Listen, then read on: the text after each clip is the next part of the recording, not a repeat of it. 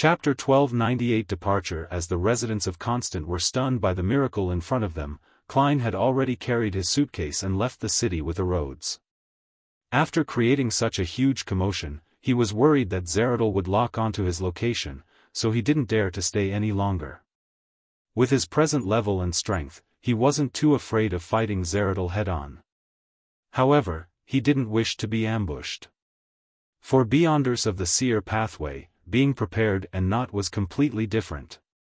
Once Klein revealed his location and didn't leave in time, an unprepared him would end up facing Zeradol. He could imagine that even if he was now Sapphira Castle's owner and still had one more resurrection chance, there was also a huge risk of completely perishing. Furthermore, he didn't know what state Amon was in right now. Was he still being pursued by the true creator? Was it possible for him to suddenly appear by his side and steal everything? Due to this thought, Klein once again embarked on his journey. In the basement of a house in Southville County. The few Sequence 7 Beyonders of the Abraham family gathered here according to a prior agreement. That's pretty much it. Dorian Gray shared what Mr. Dorr had said in its entirety through his student, Furs. The years of exile and being sealed was enough to drive the ancestor crazy. He only occasionally regains lucidity. Even just directly speaking to him can result in mental corruption from his evil intent. A man wearing gold-rimmed glasses looking like a university professor sighed. So that's the reason. His expression revealed some relief, as if he could finally admit that the curse was a result of the ancestors' pleas for help. After a 1-second pause, the man said with a determined expression, "We have to think of a way to help the ancestor escape. This way, our curse will be completely removed." Verdu, are you crazy? If a crazy king of angels returns, it will destroy the entire family. Dorian couldn't help but chide him. The man named Verdu looked at the other family members and said with a sullen expression, "That's why we have to hurry. While the ancestor still has a portion of his lucidity, we should let him return to the real world. Once he escapes from his exiled, sealed state and has enough anchors, he would definitely gradually regain his rationality." Dorian, you've degenerated. You no longer wish to restore the glory of our family, to allow us to return to the apex of the northern and southern continent. You only wish to live a stable but mediocre life. Besides, can you be sure that Mr. Fool will keep providing blessings? Perhaps one day, he will be like the 7 deities who won't respond to most prayers. Dorian fell silent for a few seconds. However, the risk in this area will definitely be lower than helping the ancestor escape. Ever since I believed in Mr. Fool and sincerely prayed to him, I haven't been affected by the full moon ravings for many months. If not for the fact that I'm no longer young, I'd even have the confidence of consuming a Sequence 6 scribe potion. Even so, given time, I still have a good chance of advancing. If someone like me who's older than a certain age can do it, our next generation and their descendants will definitely be able to break free from our original restrictions and have a chance to become demigods. Hearing Dorian's words, the 2 men and 2 ladies other than Verdu nodded in agreement. They had already made some of their descendants believe in Mr. Fool, and through a few months of observation, they were certain that it was effective. They were planning on praying to Mr. Fool themselves. Noticing Verdu's nasty expression, Dorian softened his tone and said, "More importantly, we don't have the strength to complete the ritual at all. A demigod of any pathway is not easy to deal with. Among them, the corresponding demigods of the Seer and Marauder are cunning, bizarre, and dangerous. Even if we're willing to sacrifice ourselves and use a grade 0 sealed artifact, it's difficult to capture them." Verdu nudged his gold-rimmed spectacles and slowly exhaled. "I won't stop you from changing your faith to the Fool. If you can get that existence's help to aid the ancestors' escape, that would be the best development. But before that, I will do my best to prepare the ritual. Dorian, you have to remember that the bloodline and glory of the Abraham family comes from the ancestor. Without him, there will be no us. If this matter requires a sacrifice, then I'll do it. He stood up, put on his hat, and walked out of the basement. Dorian watched him leave and finally sighed. Verdun has been studying all kinds of mysticism information, hoping to find a way to completely resolve the family's curse. I believe that such persistence is already in his blood. The other Abraham family members nodded in unison. After he confirms that he can't complete the ritual, he should give up. They too hoped that Verdun would succeed, but they found it virtually impossible. On Blue Mountain Island, where Byam was located, the private harbor that originally belonged to the resistance. A group of workers, who had just finished laying the gas pipes, were just about to find a place to rest and wait for the carriage sent by the Church of the Sea God to ferry them back to Byam when they saw the half-giants purportedly from the northern Fairfax Islands carry heavy, grayish-white stone materials. Each step left an imprint on the land. These workers had participated in the construction of harbors, cathedrals, and art museums, so they knew how heavy the grayish-white stone materials were. They remembered that, even with the help of logs, horses, and machinery, it was very difficult for people to transport such stone materials. Yet, the half-giants held them as easily as holding toys. This display of strength was simply ridiculous. When Derek saw that the outer walls and some of the buildings of the town had been built under the efforts of the City of Silver's reconnaissance team, he nodded and said to Lievel and Candace, "It's time to return to the City of Silver and tell the chief about the situation here." None of the members of the City of Silver's reconnaissance team objected. They were very excited as they agreed with Elder Derek's decision. Although they hadn't been here for long, they had long fallen in love with this new hometown. They had fallen in love with the warmth of the sun in the day and the peace of the crimson moon in the night. They couldn't wait to let their family and friends experience it and enjoy it. Upon seeing this, Derek subconsciously straightened his back. He controlled himself and didn't let his smile appear. He calmly said to Candace, "Come back to the City of Silver with me and tell the chief and the other elders of the 6-member council about the situation here." "Oh, you too, Genord. Lievel, you're in charge of maintaining order here." He was worried that he wouldn't be able to convince the current chief, Waite Chermont, and company, so he decided on bringing 2 companions with him. After settling the corresponding matters, Derek led Candace and Genord to a secluded spot in the new City of Silver.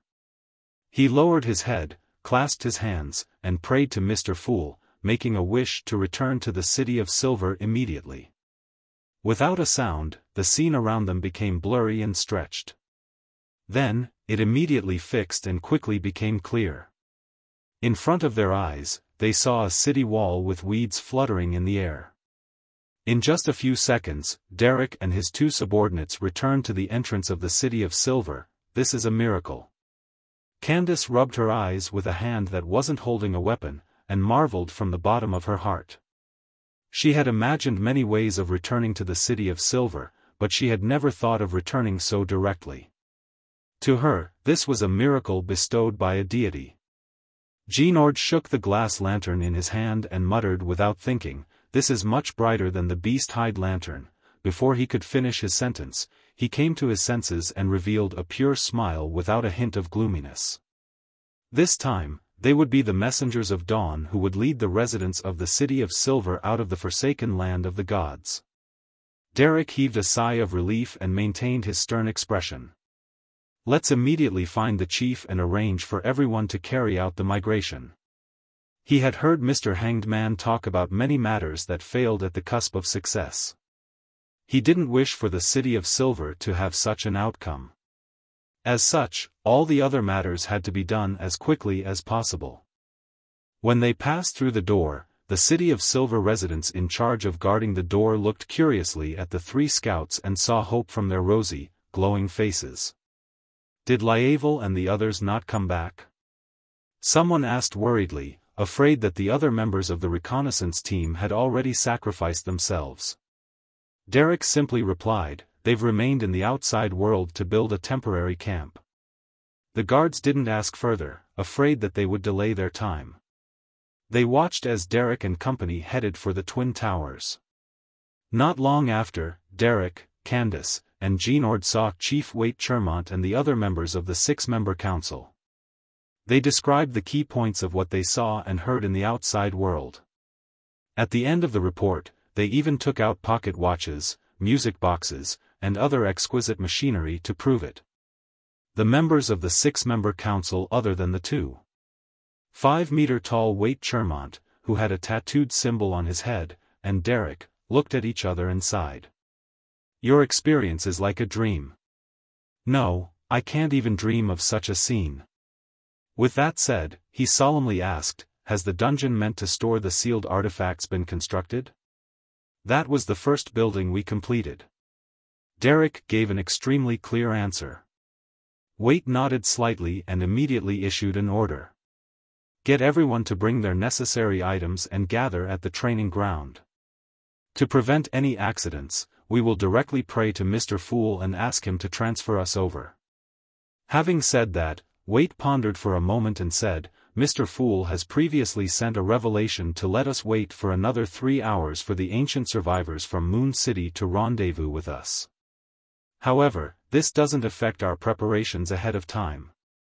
Also, tell everyone that the environment in Moon City is very tough. Many of them have deformities. We have to look at them normally. Although the City of Silver had the black-faced grass as their staple, they would eat the flesh of monsters from time to replenish their strength. This made them occasionally have deformed children. Therefore, everyone was no stranger to this phenomenon. All right. The other members of the 6-member council responded without any hesitation, revealing an irresistible, excited expression. This time, they were no longer seeing the light, but were directly welcoming the day. Chapter 1299 Milk and Honey. The Forsaken Land of the Gods, Moon City. When Adal, Xiaofan, and Russ heard the high priest's voice resound throughout the city, they became abnormally excited. They stood up almost at the same time and carried the beast-hide bags that they had prepared earlier on their backs. Inside were distributed mushroom powder, dried mushrooms, and various monster leathers, as well as different beyonder characteristics of different states. To them, even though they were excited and were full of hope for the future, the suffering they had been through made them take precautions. They tried their best to carry as much food as possible. A few flashes of lightning before, the priests of Moon City had received Mr. Fool's divine revelation and stopped sending out hunting teams. They also instructed every resident to pack their important items and prepare to leave at a moment's notice. In less than a minute, Adal and company walked out of their houses with lanterns in hand and arrived on the streets.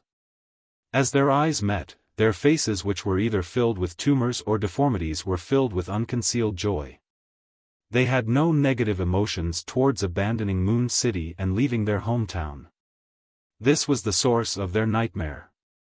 It was unknown how many generations of people had lost their happiness in their childhood.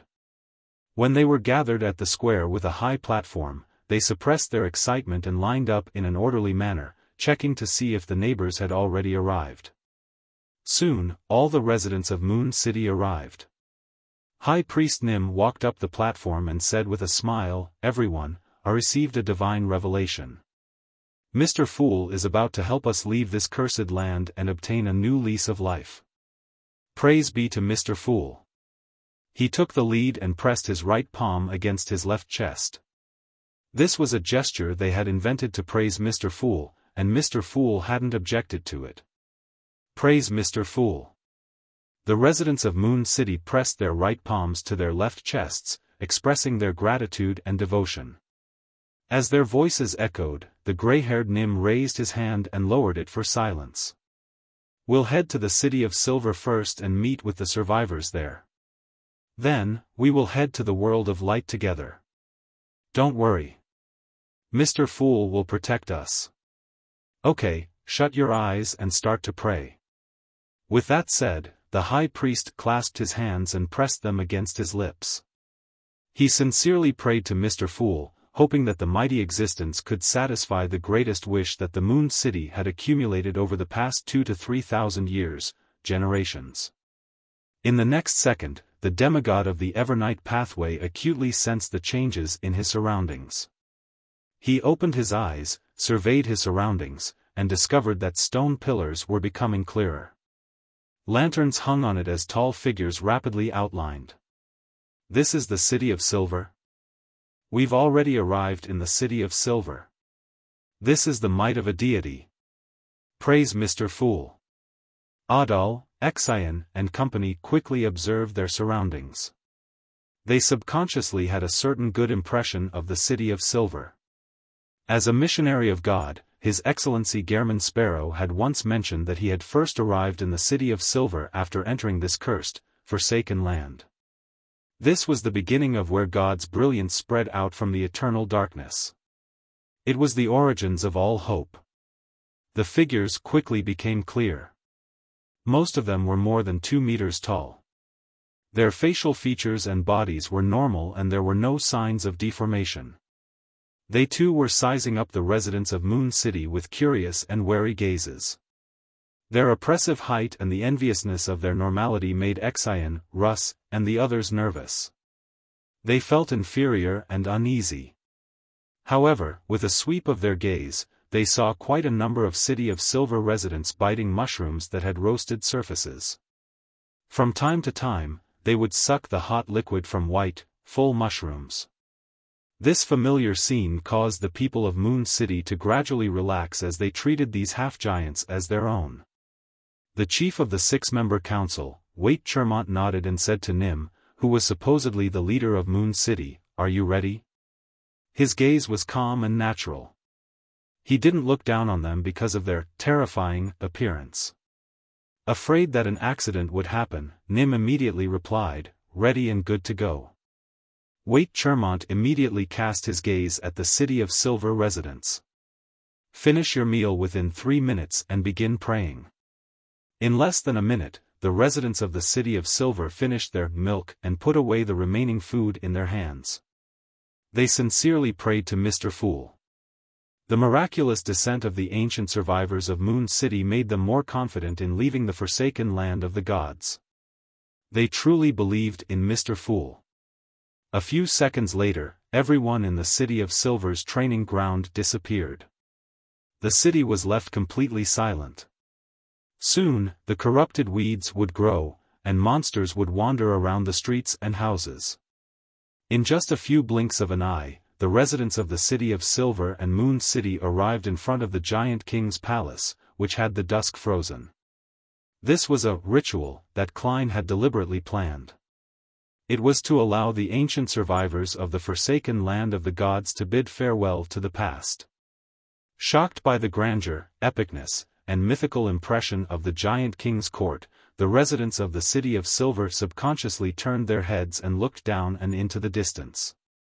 Beyond the orange-red dusk, the ground was completely blanketed in darkness.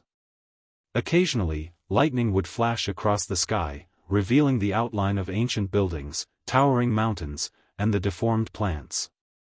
As the lightning descended, darkness surged in again, devouring everything. Then, the City of Silver and Moon City residents turned their heads and cast their gaze deep into the giant king's palace. There was an open door, and outside the door was a blazing golden ocean. The people who were blinded by the sunlight immediately felt their surroundings become blurry, and the scene quickly shattered. The fragments quickly reassembled, turning into a deep blue ocean, the smell of fish, striking sounds, and the orange-red sun that had yet to come close to the horizon. The residents of Moon City and the City of Silver looked around in shock and anticipation. They saw the luxuriant forest that wasn't distorted at all. They saw the stone buildings that had yet to have been refurbished. They saw Liavel and company and saw the path towards the harbor and the ship that was docked there. Many people's vision turned blurry as though they were undergoing the catharsis of the holy light. They could clearly sense that there was no depravity, filth, or mysterious power here. Most of the City of Silver and Moon City residents lowered their heads and knelt on the ground, praising Mr. Fool loudly as they kissed the sweet-smelling soil. It wasn't that the others weren't grateful to Mr. Fool, but that they were still spellbound by such a scene. Every fiber of their being was shocked. After they recovered from their initial shock, Xiaofan went up to meet his wife and daughter. As he approached, he couldn't hold back his excitement and joy. He opened his mouth, wanting to tell his wife and children what he had seen and heard during this period of time. However, he realized that there were just too many things he wanted to share. Like countless rushing rivers, they surged to his throat and blocked his voice. After a few seconds, Xiaofan said, We have a new home." Before he could finish his sentence, the nearly 2.5-meter-tall half-giant hurriedly reached his hand into his pocket and extended it towards his wife and daughter. "This is given to us by the oracle, milk candy. All of them say it's delicious." A smile appeared on Xiaofan's face. There were two objects which were the size of a thumb and wrapped in thin sheets of paper. Its surface was wrinkled, having soaked in a little sweat. Milk candy. Xiaofan's wife didn't quite understand this term. It was a new word in Jotun that mixed milk and honey. Their daughter was infected by her father's emotions. She boldly took the candy and was about to stuff it into her mouth. No, you have to peel off the outer layer." Xiaofan hurriedly took back the two milk candy and peeled off the wrapper before handing one each to his wife and daughter. His daughter bit down and ground her teeth forcefully, producing a cracking sound. She narrowed her eyes slowly and her expression gradually became more intoxicated. During this process, she couldn't bear to even speak. Seeing her daughter's behavior, Xiaofan's wife ate the candy. She felt that this was a very precious thing. She didn't bite it to pieces directly, but used her oral cavity to wrap around it and let it slowly melt away. The indescribable milk fragrance and sweetness slowly spread out, intoxicating Xiaofan's wife. When Xiaofan saw this, his smile widened as he said what had been left stuck in his throat.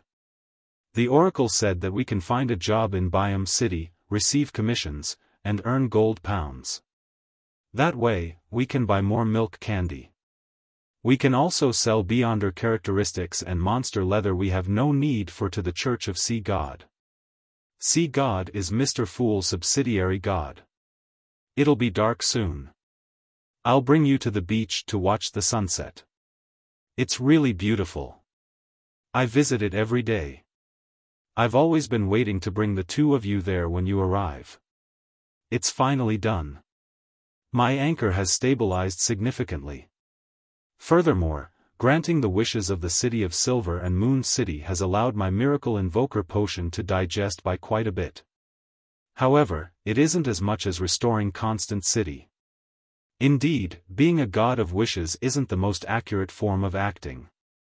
Above the gray fog, Klein slowly exhaled and threw the staff of the stars back onto the junk pile. Following that, he would continue wandering and creating miracles. He would occasionally head to the forsaken land of the gods and transform some monsters into marionettes to prepare for the subsequent ritual. As for the next stage of acting as a miracle invoker, Klein planned on accumulating wishes of changing appearances and figures to solve the deformities of Moon City, thereby creating a miracle. This isn't too difficult. Many maidens and ladies have a wish to remove acne, have double eyelids, and make their noses sharper. And I have a way to do it. This way, by accumulating the simple to the difficult, it will just take a matter of time to treat the deformed people of Moon City. In the outside world, they will feel even more inferior. Klein mumbled inwardly before he suddenly laughed self-deprecatingly. In that case, I can call myself the ruler of the beauty industry, the guardian of architects and the construction workers, the miracle creator of long-distance travel. After entering the waters that didn't have a safe sea route, Queen Mystic Bernadette seemed to have lost her sense of time. If not for the precise wall clock in her captain's cabin, she definitely would have forgotten how many days it had been since she entered this perilous region. The violent winds and torrential rain made the boat fly up from time to time, sometimes getting thrown to the side, as if it was a preview to the impending apocalypse. Bernadette watched calmly as she waited patiently without interfering with the dawn situation. After some time, the storm finally calmed down. At this moment, a black outline appeared in the distance. Chapter 1300. The fourth person. Bernadette stared at the outline for a long time until it gradually became clearer as the dawn approached. It was the silhouette of a large island. On the island, there were huge, towering, dark green trees that almost bordered on black, covering the ground and mountain. Although Bernadette couldn't be sure that this was the primitive island that her father had once visited, her intuition as a clairvoyant told her that this was likely the place she was seeking. As the coastline entered her eyes, she pursed her lips and lowered her head. She chanted an honorific name, the fool that doesn't belong to this era, the mysterious ruler above the gray fog, the king of yellow and black who wields good luck. Right on the heels of that, Queen Mystic Bernadette raised her hand and made the cruelest dawn stop in the nearby waters without approaching the shore. At the same time, the sound of pianos, violins, cellos, flutes, and other musical instruments interweaved together into a lively tune. As the music echoed, the toast, steak, mashed potatoes, fried mushrooms, and other dishes on a plate jumped up one after another and returned to the oven amidst a dance or threw themselves into the trash can. The red wine bottle, white dining cloth, and other items had all returned to their original positions. They either sealed themselves with wooden corks or kept folding themselves neatly. Then, Bernadette gently threw out a bright and unrealistic ball of yarn with her right hand. The ball rolled into the void, leaving a thread behind. Bernadette followed it and strolled through the spirit world before arriving at the border of the nameless island. This Queen Mystic wasn't in a rush to head deeper. She searched for the possible existence of the Black Emperor Mausoleum, and she cautiously made her sea-like blue eyes turn dark and deep. She temporarily lost focus, as though she was prying into the secrets of the River of Fate. A few seconds later, Bernadette's eyes returned to normal as she subconsciously looked up into the sky. She felt that she was being watched by a certain existence. Of course, this was something she had expected, as she had taken the initiative to recite Mr. Fool's honorific name. Above the gray fog, in the ancient palace, Klein accommodated the Fool's card, draped himself with the curtain, and held the staff of the stars. He was checking the situation on the island through Queen Mystic's prayer light. In his true vision's field, the island was shrouded in a thin layer of distorted blackness. It made it impossible for him to see the situation inside directly. He could only obtain Bernadette's point of view.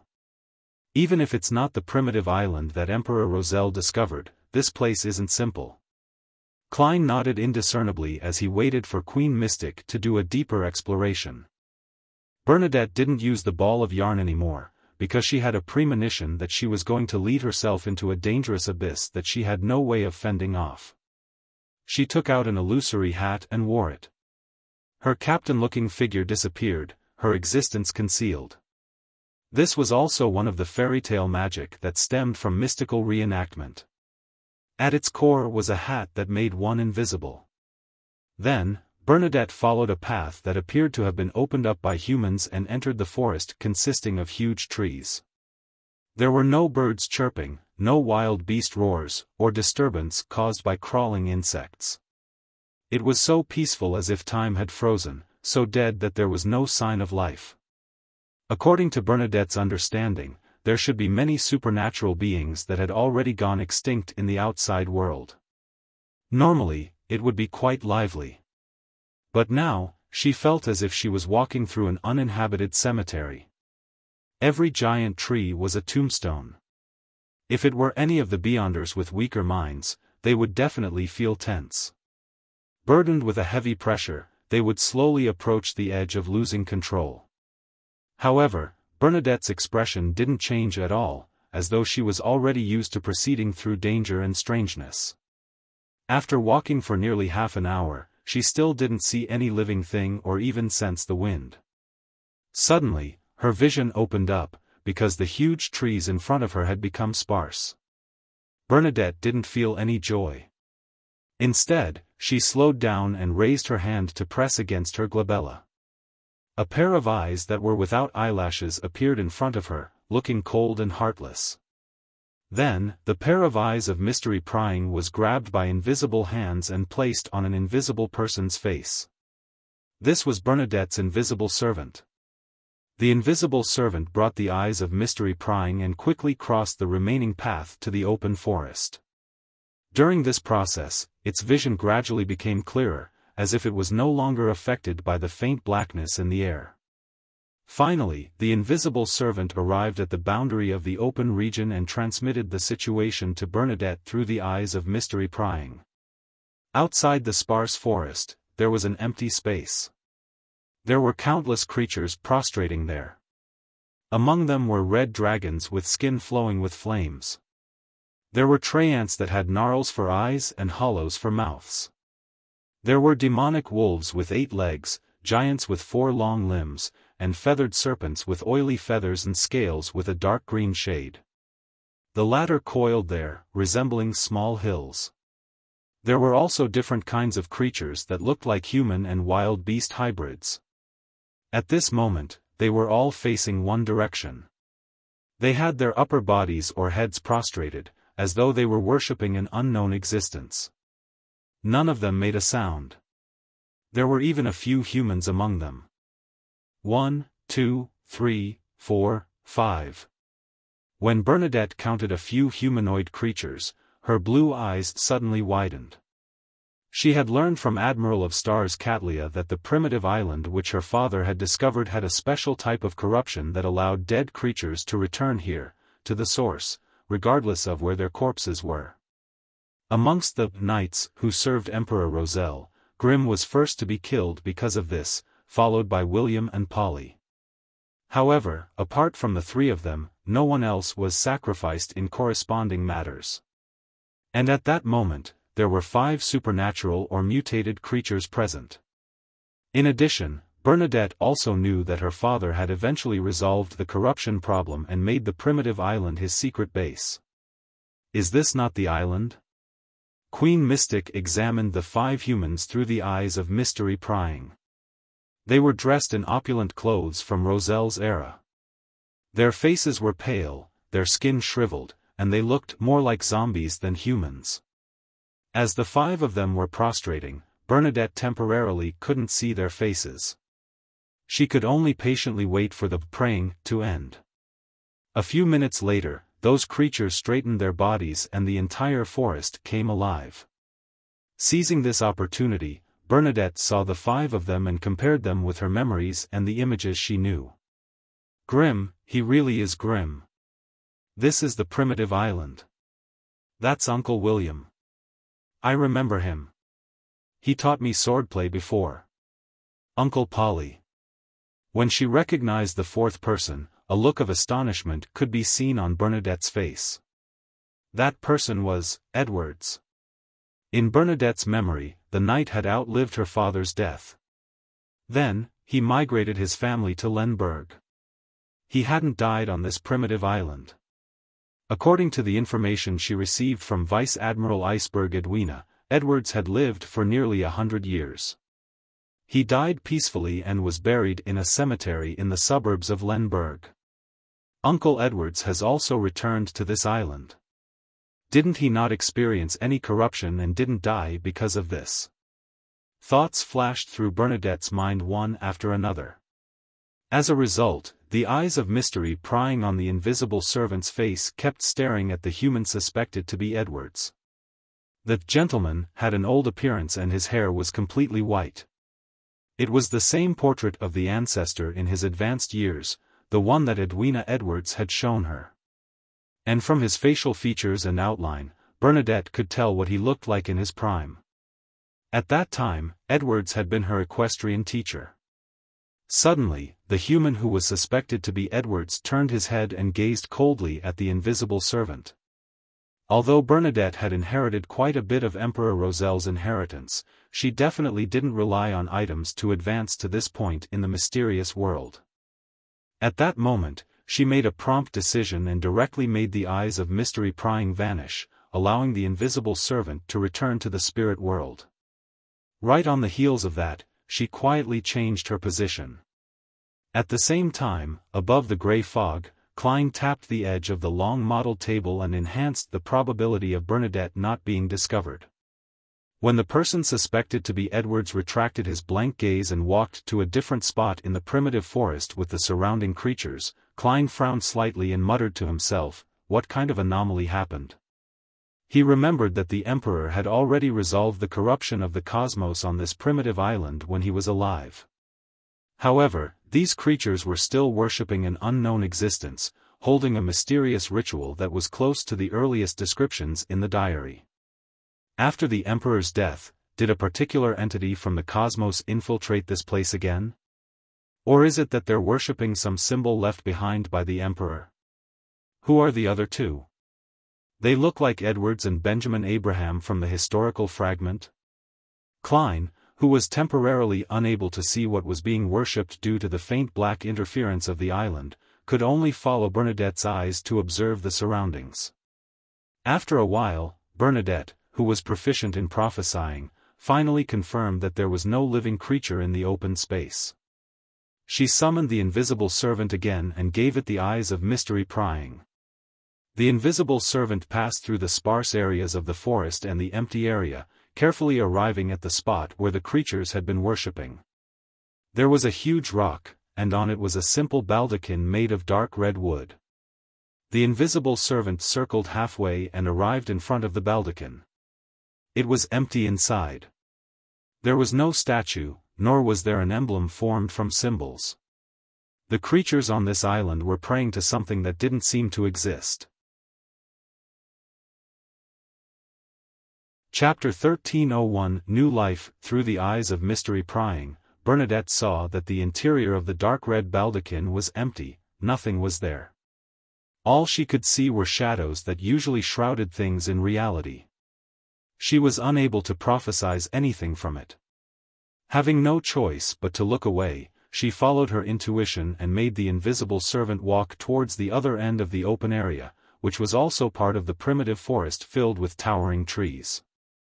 As the invisible servant couldn't be too far away from her, she silently followed behind while wearing the invisibility hat. She unhurriedly passed through the area where all the creatures on the island were gathered. Here, the sky seemed to be perpetually gloomy, one permeated by a faint blackness. Time passed quickly. The invisible servant entered the forest that blotted out the sky with the tree branches and everything before it suddenly dimmed. Right on the heels of that, the nearly transparent, cold, and undetectable eyes of mystery prying saw through the dim environment. There were pale white corpses placed in between the trees.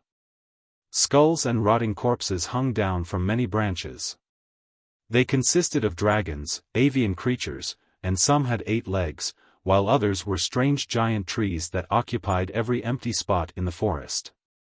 At a glance, Bernadette seemed to have arrived at a cemetery.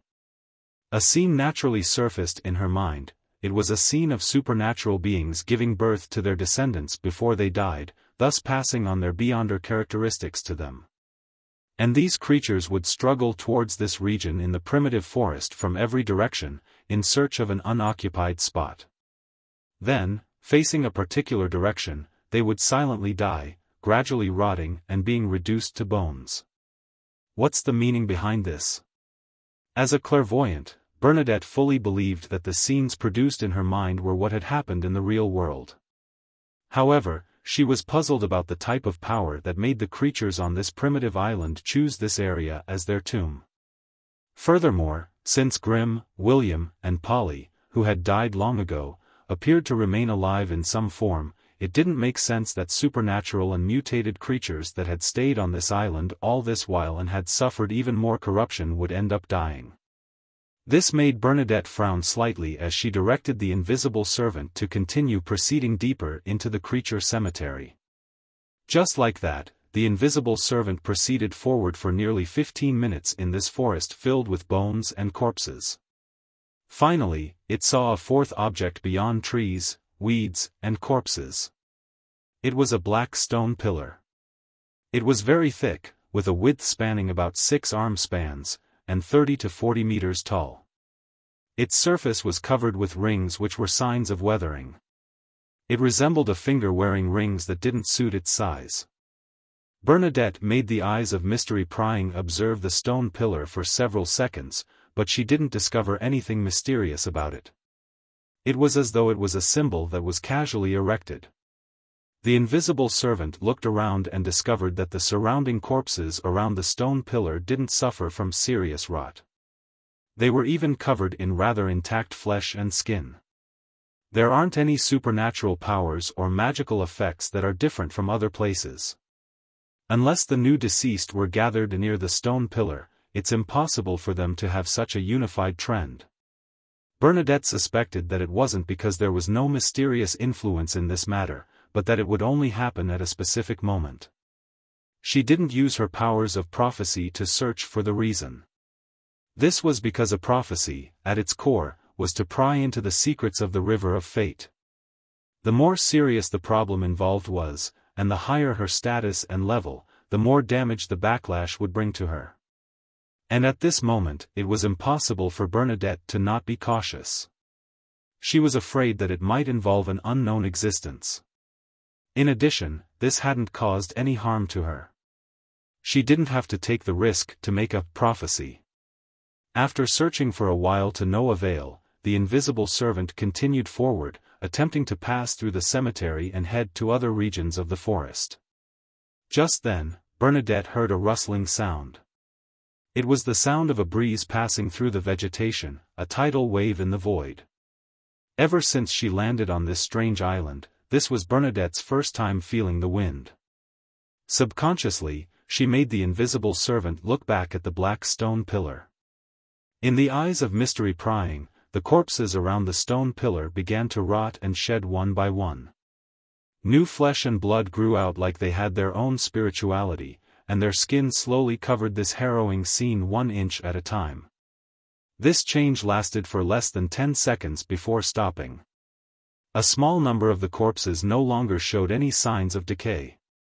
It looked like they had just died. In the next second, a mutated curly-haired baboon and a wolf with 8 legs wobbled to their feet. Their fur was slightly white and their skin was slightly dry, their eyes dull and cold. Then, the 2 originally deceased creatures each got their bearings and left the cemetery from different spots. Bernadette's gaze froze as she watched this. Her brows raised slightly as she finally understood why the creatures on this island had struggled to come to this area before dying and why they had to die here. Here, death, an endpoint, didn't mean entering the state of eternal slumber, but rather a new beginning. Furthermore, this wasn't the resurrection of a zombie or skeleton that a spirit guide was capable of. It was a new life with a certain will and vitality. A distortion and disorder of the world's underlying rules. In addition, it seems to contain some mystery from the Black Emperor's resurrection. However, those who obtained new life aren't in a proper state. They're even closer to zombies. Such revivals are very problematic. Klein, who was above the gray fog, also saw this scene and had many guesses. Of course, this was under the premise that the Emperor had fundamentally left his last mausoleum here and exerted some form of influence here. As he thought about it, Klein rejected this idea. This was because, before the Emperor became an angel, this primitive island had a similar situation. The dead Grimm was proof. Yes, the exact details that happened back then might not be the same as what's happening now. Perhaps, compared to the past, it has already been distorted and disordered. Klein nodded gently, prepared to bless and protect Bernadette at any time.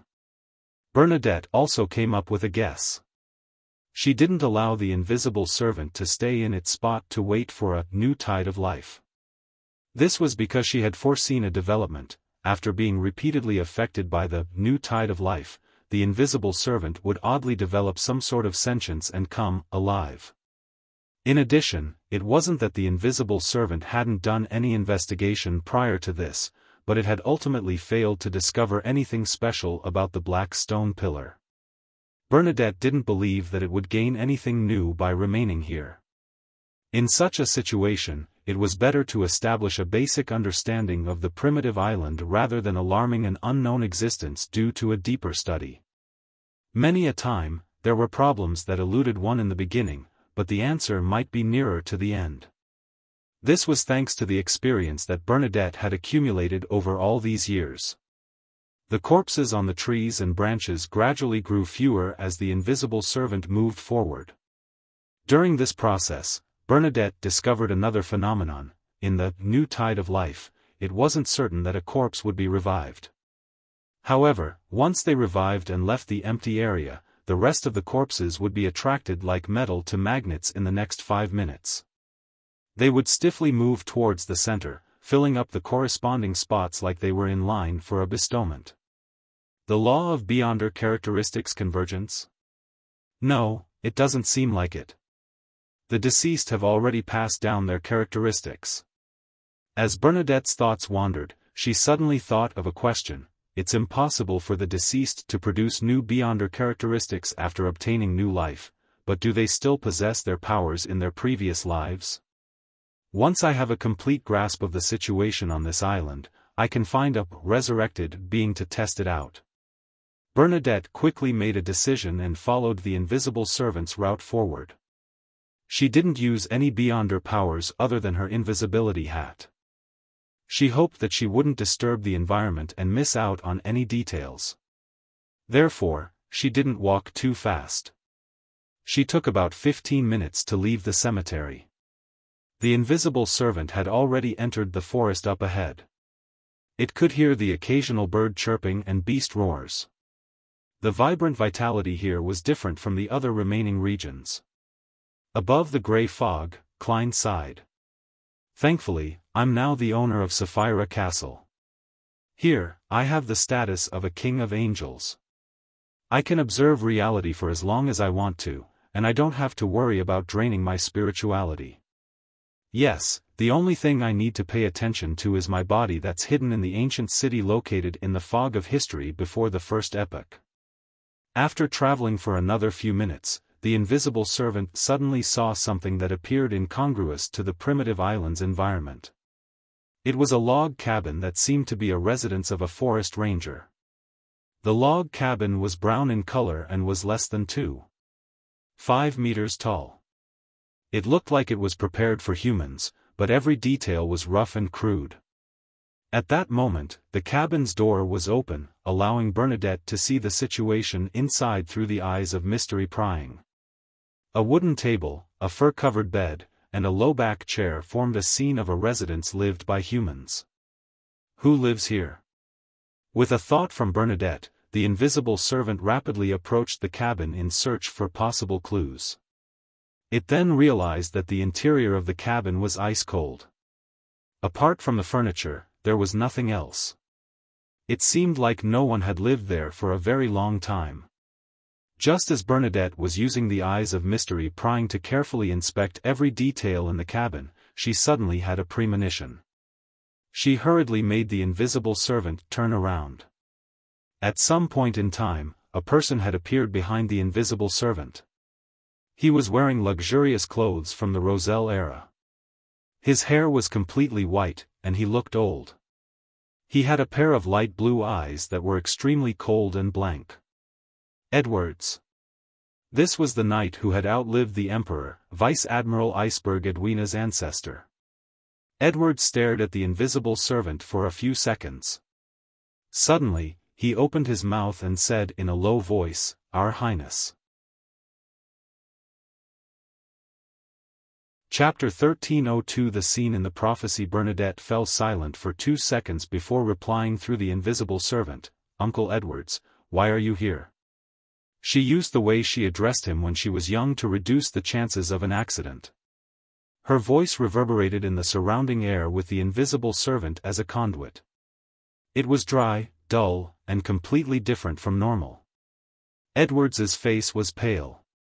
It was as if he had just crawled out of the grave without any warmth.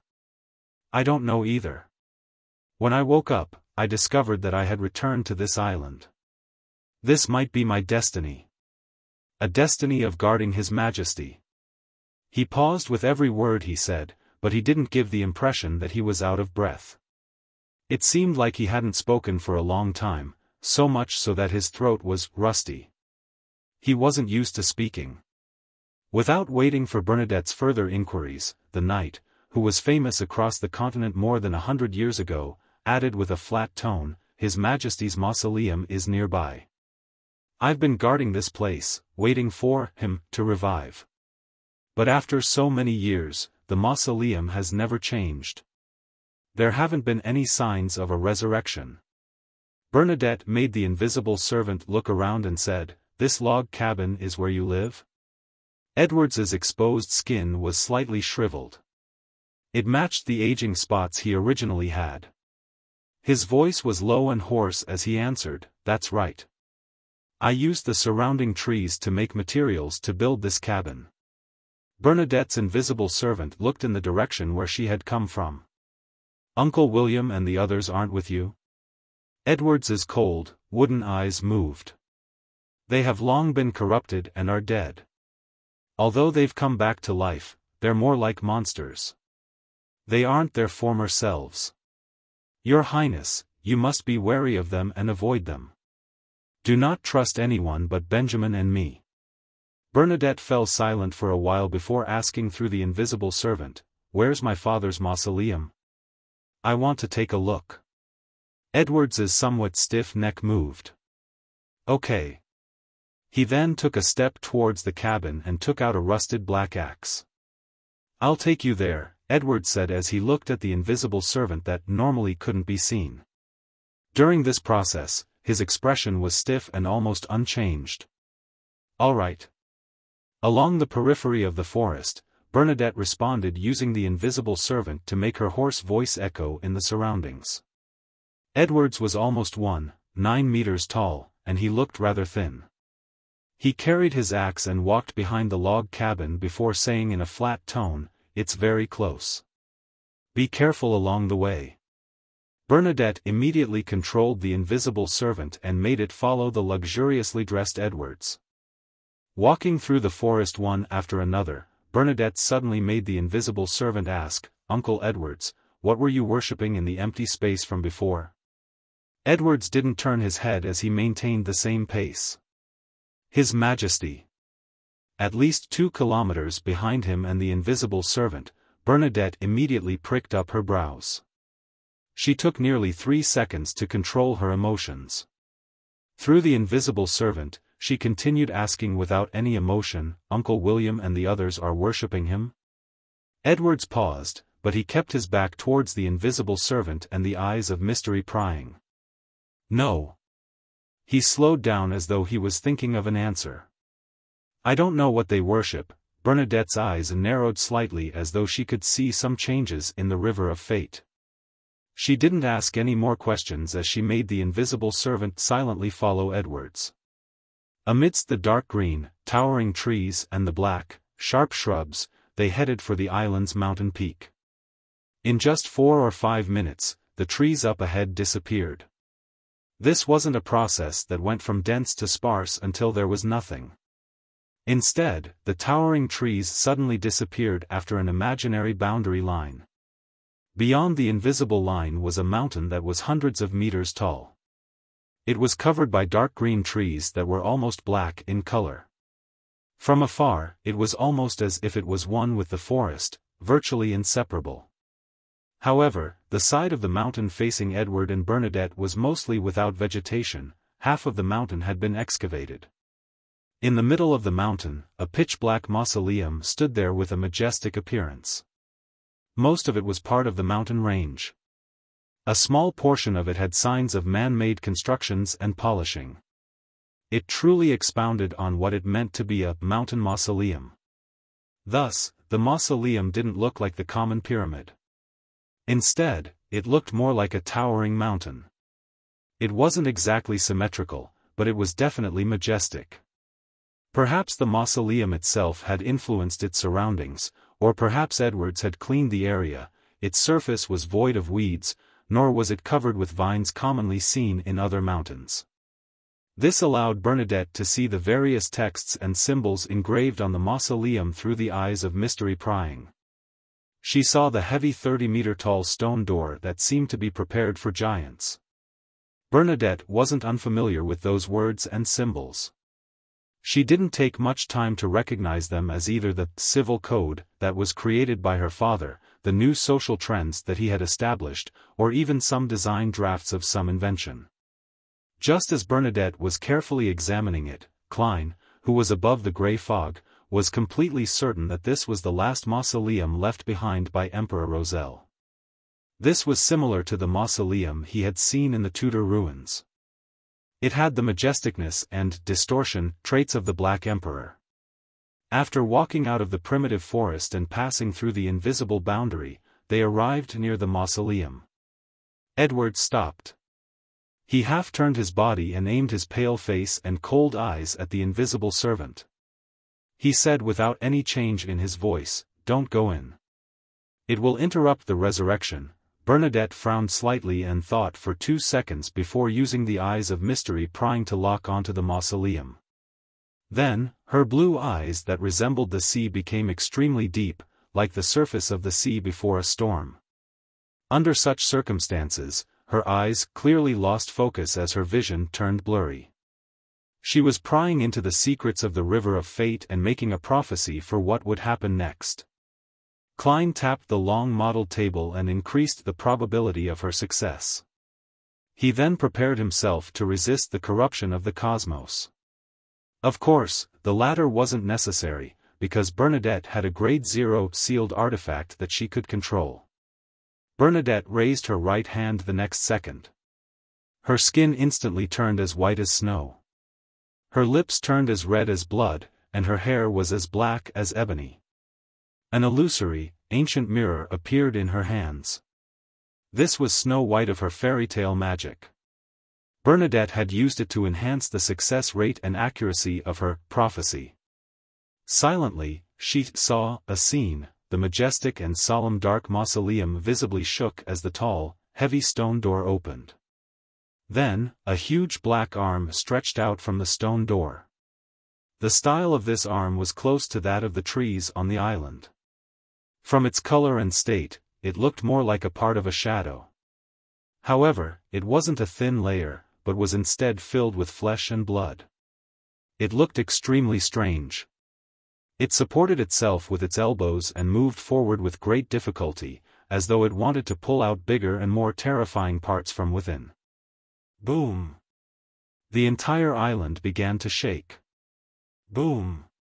The transparent eyes of mystery prying suddenly shattered. Bernadette's eyes immediately closed, as if she had seen a blinding light or encountered some unbearable damage. Blood trickled down from the corners of her eyes as the color in her face drained significantly.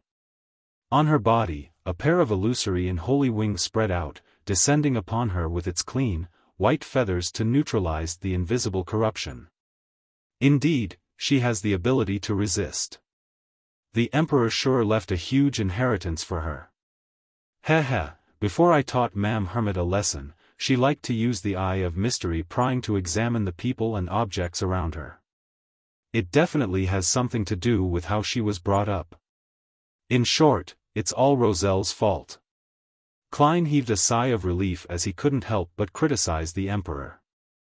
Then, his mind raced as he analyzed the scene that Bernadette had prophesied. A terrifying creature crawls out from the mausoleum after the stone door is opened. This might be the resurrected Roselle, or perhaps a symbol of some kind of disaster. For example, a particular outer deity who had once corrupted this island, or the primordial moon who secretly corrupted Roselle. Yes, even if it's Roselle, he definitely wouldn't be taking on the form of a human. He's even closer to that of a mythical creature, a deity. Also, I can't be sure if the terrifying creature is rational or if it can communicate. There's another important problem. Was the stone door opened by Bernadette or someone else? Or did the terrifying creature in the mausoleum do it by itself? If it's the latter, things might develop to the stage of the prophecy even if we don't do a thing. A prophecy is truly filled with ambiguity. Klein conjured a gold coin and flicked it, making a divination. The results of the dream divination showed that the mausoleum was both dangerous and safe. How do I interpret this? As Klein pondered, he focused his attention back on Bernadette. Bernadette took nearly a minute to recover and stopped appearing that weak. However, she was temporarily unable to interpret the direction of the prophecy from the scene she saw.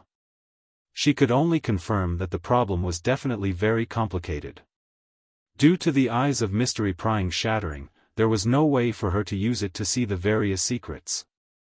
All she could do was use the invisible servant's perception to observe the situation around her. She realized that Edwards remained silent and motionless when she was unable to control the invisible servant, as though he hadn't noticed anything abnormal. After some thought, Bernadette said to Edwards through the invisible servant, "Do you still remember the years you spent in Lemberg?" Edwards's indifferent blue eyes moved. "I remember." I think, at this point, he seemed to recall something. His expression twisted as though he was suffering some indescribable pain. In such a state, his eyes suddenly glowed with a strange light. I think I'm already dead." Chapter 1303 Coming to Life, Already Dead. Edwards turned his head and looked at Bernadette's invisible servant with his light blue eyes. His gaze was no longer cold and blank. It emitted a strange glint that was filled with disbelief. It was only at this moment that he seemed to realize that he had long died and had come back to life. He was no different from William, Polly, and Grimm, who he claimed were individuals who they needed to keep up one's guard against. This transformation lasted for only 2 seconds before Edwards's face twisted. His already pale skin rapidly dimmed as it ruptured inch by inch. Beneath his skin, the red pieces of flesh began to rot at a discernible speed, dripping foul yellow liquid. With a swoosh, Edwards raised the black axe in his hand. Oof! His axe ruthlessly cleaved the top of his head, as though it was trying to stop the bad thoughts that surfaced in his mind. The axe was heavy and sharp. It tore through Edwards's skull all the way to his glabella. Drip, drip, drip. Drops of milky white cerebrospinal fluid dripped down from the axe's blade, sliding across Edwards's grimaced and torn face, as though he had poured some milk onto a bright red strawberry. Don't come near me," Edwards said in a low and hoarse voice to Bernadette's invisible servant after striking himself in the head. Before he could finish his sentence, his expression returned to its blank state. The look in his eyes gradually turned hollow as he turned around and walked towards the forest. That thin and shriveled body of his stooped a little, as though his back was hunched. Bernadette had probed him because of the doubts and concerns she had about entering the mausoleum. All she could do was indirectly determine the problem with Edwards's existence, and see if she could obtain more clues from his answer. She never expected this knight from Roselle's era, who had been famous across the northern continent, would react in such an intense and strange manner. After 2 seconds of silence, Bernadette made the invisible servant say to Edwards's back, "Your descendants are doing pretty well. All of them are accomplished in a certain sense." Edwards, whose back was facing the mausoleum, stopped for a moment. Then, he continued forward, passing the invisible boundary and entering the forest. His target seemed to be in the direction of the cemetery with the stone pillar, the place where the deceased could obtain new life. At the same time, Bernadette looked up into the sky. The faint black colors that permeated the area had clearly faded, but there was an indescribable feeling. The entire primitive island underwent a subtle change that couldn't accurately be described. Suddenly, Bernadette, who was hiding at the edge of the invisible boundary, rubbed her back. She felt that it was heavy, as though there was something there. When her left palm touched her target, Bernadette realized that there was an extra strand of hair. At this moment, she was wearing an Inta-styled blouse with a large lace flower around the collar, an indigo-patterned captain's uniform, a pair of beige trousers, knee-length boots, and a triangular hat with feathers on it. She was dressed like the leader of a pirate ship. She styled herself such that her long chestnut hair was tied into a bun, leaving the remaining strands in a way that would reach the middle of her back. But now, even though her hairstyle remained unchanged, her hair had grown longer and reached her waist. Then, Bernadette lowered her head and looked at her right palm. She saw the fingernails of her 5 fingers extending. Queen Mystic didn't show any signs of surprise or panic. She followed the instincts of a clairvoyant and from all the experience she had accumulated over time. She took a few steps forward, and through an invisible boundary, she completely left the primitive forest and entered the empty area where the Black Emperor's mausoleum was. During this process, Bernadette even made the invisible servant return to the spirit world. 3 or 4 seconds later, she felt the earth shake. The mausoleum began to tremble visibly. Subconsciously, Bernadette turned to look at the primitive forest. Her gaze froze for a moment. The dark green trees were waving their branches and uprooting their roots. Then, like humans, they approached Bernadette. The entire primitive forest had come to life. Looking at the dense cluster of trees that seemed to blot out the sky surging at her, Bernadette had the feeling that doomsday was approaching. She felt as if the entire area would be blanketed by the forest. A gigantic red dragon with flames flowing across its skin rapidly flew into the sky. An 8-legged demonic wolf began to run madly between the trees. All the supernatural beings and mutated creatures on this island stirred as they rushed towards the mausoleum. Although she was a clairvoyant, Bernadette still didn't expect that her simple, indirect question would bring about such an anomaly. It was as though it was a key that had opened the door to the abyss. Above the gray fog, Klein saw a lot more. Together with his knowledge of mysticism, he had a certain guess. The situation of Edwards is different from William, Grimm, and Polly. It's like a loophole of the order on this primitive island, or rather, a shadow. When he realized that he was already dead, this loophole was discovered by the order, and it began to conduct repairs. And the repairs brought with it an enhancement of the order, causing the entire island to experience an anomaly. I can sense that the Black Emperor's powers are present here to a certain degree. It affected Edwards, causing him to maintain a portion of his will after obtaining new life. And where did the original order of this primitive island come from? As Klein's thoughts raced, he suddenly sensed that Bernadette was suffering certain anomalies. Thump, thump, thump. Bernadette could vaguely hear her own heartbeat. This heartbeat was rather chaotic, as though it was a combination of 2 sounds. 2. Bernadette's heart stirred as she calmly directed her attention back to herself. In the next second, she confirmed that there were 2 sources of her heartbeat. One came from her heart, the other from her abdomen. There seemed to be an additional heart in her abdomen, one that was rapidly expanding and contracting. Furthermore, this heart was developing bit by bit. Without needing to use her mystery-prying powers to look at her abdomen, Bernadette immediately sensed that there was a fetus in her womb. It had grown from the size of a grape to the size of a normal human palm. If it was left to grow, it didn't seem like it would take long before it matured. It would then tear open her mother's womb, and drill out while covered in blood. Unknowingly, Bernadette had become pregnant. Her spiritual perception and the sealed artifact on her body had failed to detect it in advance or attempt to stop it. It was as though she was powerless to deal with such an influence. Earth Mother. Primordial Moon. Mother Tree of Desire. 3 divine names flashed through Bernadette's mind. According to what she knew, there weren't many mysteries that could cause such an anomaly. Most of them came from domains related to the Earth and the Moon pathway. Sequence 0 of the plantar pathway was Mother. The primordial moon could make a stone have reproductive powers, while the Mother Tree of Desire seemed to possess some high sequence beyond her characteristics of the Moon pathway. Bernadette wasn't in a hurry to deal with the fetus in her stomach. Her gaze turned dark once again as she used her prophetic ability to see what her best choice was. This time, she only took 1 second to obtain the corresponding prophecy: survival lies inside the mausoleum. Without any hesitation, Bernadette reached out her right hand and quickly drew out words filled with stellar radiance. These words, which were similar to the words on the blasphemy slate, quickly interwove into a strange symbol and opened a secret door that seemed to lead deep into the spirit world.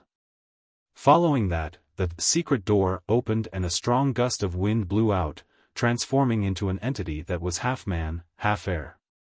His upper body was wrapped in white cloth. Sage Frontlet, Bernadette's tone was calm as she ordered in a dignified voice. The man responded respectfully and removed an accessory from the white cloth wrapped around his body. The core of this accessory was a vertical eye embedded with diamonds. It shimmered with pure light, exuding an abnormal holiness. It was filled with intelligence, but it also appeared cold without any warmth. Bernadette then took the accessory and embedded it into the middle of her forehead. This was a Grade 0 sealed artifact which Bernadette usually didn't carry with her, as the negative effects were too severe. However, at this moment, the Sage Frontlet had an ability that was extremely important to Bernadette. She was willing to bear the consequences of not being able to use evil magic and the gradual influence that the Beyonder characteristic would have on her as it slowly fused with her. If she didn't remove the Sage Frontlet in a short period of time, it would be equivalent to having a Sequence 2 potion splashed on her. When the time came, she could either end up lucky and succeed in advancing to become a sage, or lose control and become a monster. And without the supplementary ingredients and the corresponding ritual, the former's probability was nearly negligible. With the diamond vertical eye on her forehead, Bernadette's body began to turn incorporeal as she dissociated into a series of complicated knowledge. In that instant, she became a creature of pure information. The baby in her womb failed to obtain such a state as it fell to the ground. It was half the size of a normal baby. It already had facial features and limbs. Its skin was wrinkled, and it was dripping with sticky pus. As it left its mother's body, the undeveloped it began to regress and quickly melted in the air. The baby was clearly unwilling to give up. It tried its best to open its eyes, which were sealed by the sticky liquid. It opened its mouth wide open in a bid to make a final struggle. At this moment, Klein, who was above the gray fog, wrapped the edge of the long-modeled table. Pa! He increased the probability of failure with respect to the baby's struggling. Unable to maintain itself, the baby completely dissipated in front of the approaching black forest. At the same time, the flood of information that Bernadette had transformed into had entered the Black Emperor Mausoleum's interior through the heavy stone door as she reformed her original body. During this process, she seemed to see a black shadow. Chapter 1304 The Importance of Ideas. When she entered the Black Emperor's mausoleum, Bernadette vaguely saw a black shadow. However, after she extricated herself from being an embodiment of information, and reassembled her body with the pure, messy knowledge, she didn't sense anything. It was as though what she had just experienced was just an illusion. Queen Mystic wasn't in a rush to venture deep into the mausoleum. She stayed in her spot and carefully observed her surroundings. Without using the powers of mystery prying, everything was clearly presented before her eyes. The interior of the Black Emperor Mausoleum was empty. Apart from the pitch-black walls and the high platform in the middle, there was nothing. On the high platform, there was a chair that looked like it was prepared for a giant. It was made of iron, and its surface was engraved with complicated and distorted patterns. At the top of the seat, there was a crown-shaped object. At this moment, there wasn't a single figure on the huge, heavy seat, as if it was waiting for its emperor to return. Just as Bernadette was about to take a step forward and approach the platform, she suddenly realized that her body was completely immobilized, as if she was being bound tightly by invisible shackles. Right on the heels of that, pairs of illusory and holy white wings appeared behind her as though they were passively resisting something. In the next second, on the pairs of angel wings, white feathers dropped as they fluttered. They grew deformed, thin, and fluffy limbs. The gaps in the layers of feathers spread open one after another as though they had become countless eyes. The deformed feathers immediately let out crisp laughter, causing a hollow chuckle to echo inside the mausoleum. All of them had come alive, turning into miniature, winged creatures. This reminded Bernadette of some fairy tales that her father had told her. There were always little pixies that weren't as big as a thumb in them. As this thought flashed through her mind, Bernadette felt her right eye itch. The eyelashes of that eye grew rapidly, turning into tiny arms that took root on her face, trying hard to pull her eyeball out. "I see it. I see it." The veins in Bernadette's right eye protruded as they let out a childlike voice as though they had gained sentience and consciousness of her body. This was also a form of new life. Almost at the same time, Bernadette's left ear suddenly drooped down and covered her ears. "I don't want to hear it. I don't want to hear it," the ear shouted with a sharp voice. If she didn't use her spirituality, Bernadette would definitely imagine that she had a young maiden by her side, one that was covering her ears, stamping her feet, and screaming. Without cushioning anything, the sage frontlet in the middle of her forehead automatically left her body and floated into the air. The surface of the vertical eye embedded with diamonds instantly flashed with countless cold beams of light. It was as though numerous tiny eyes had grown out of it. Each eye reflected Bernadette. The sage frontlet had also obtained a certain living characteristic. Just as the Grade 0 sealed artifact was about to awaken and affect its target, a pale white, slender, illusory palm reached out and grabbed it. The sage frontlet's living characteristic rapidly dispersed, as though it had reached the end of its life. The ice-cold and pale hand that clearly belonged to a woman came from behind Bernadette. At some point in time, a figure with only an upper body appeared. This figure grew out of Bernadette's back. It was almost transparent and rather illusory. She was wearing the same clothing as Bernadette, and she was wearing the same feather triangular hat. Her blue eyes were like the projection of the ocean. It was like Bernadette herself, a part of her spirit that had drilled out of her body. However, there was a pale white face mask on Bernadette's half-body phantom.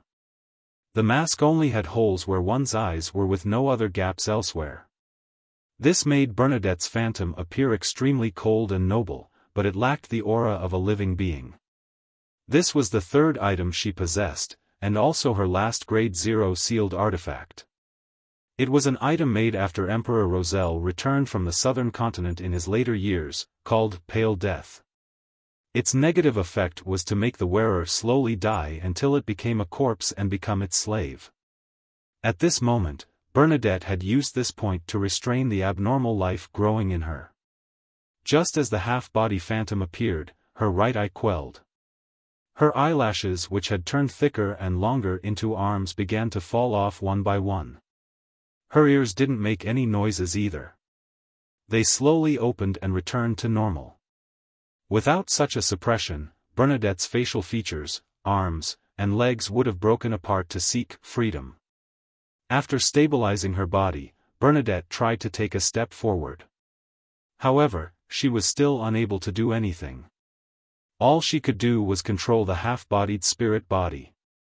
After some thought, she made the spirit body behind her take out a ritual silver dagger from her pocket. Then, bending down, it drew a circle in the middle of her right boot. With a ripping sound, the leather boot quickly shortened by half.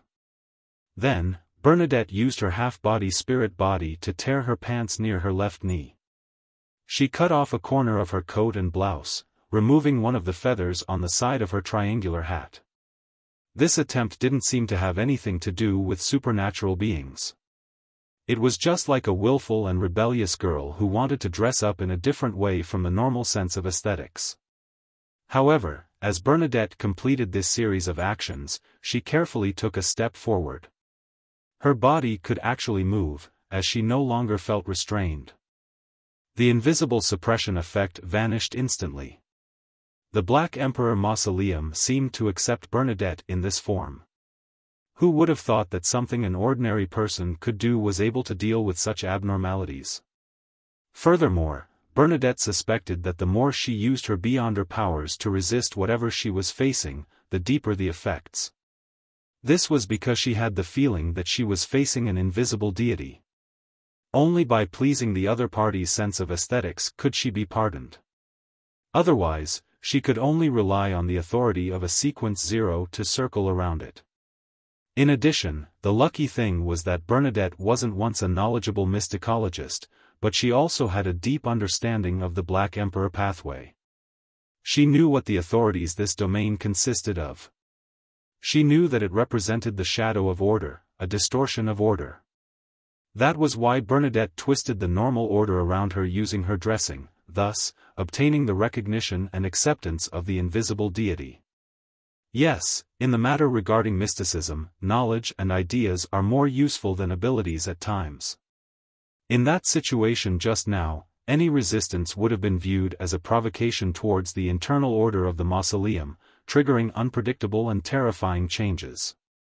Once one figures out the crux of the problem, the negative effects will be easily resolved. Klein nodded above the gray fog and learned quite a lot from Queen Mystic. Although he was already a sequence higher than her, to the point of being a king of angels inside Sapphira Castle and having experienced quite a number of major events, his growth had been too fast. He was still lacking when it came to the details in problems. Now was the perfect time to make up for the deficiency through observation.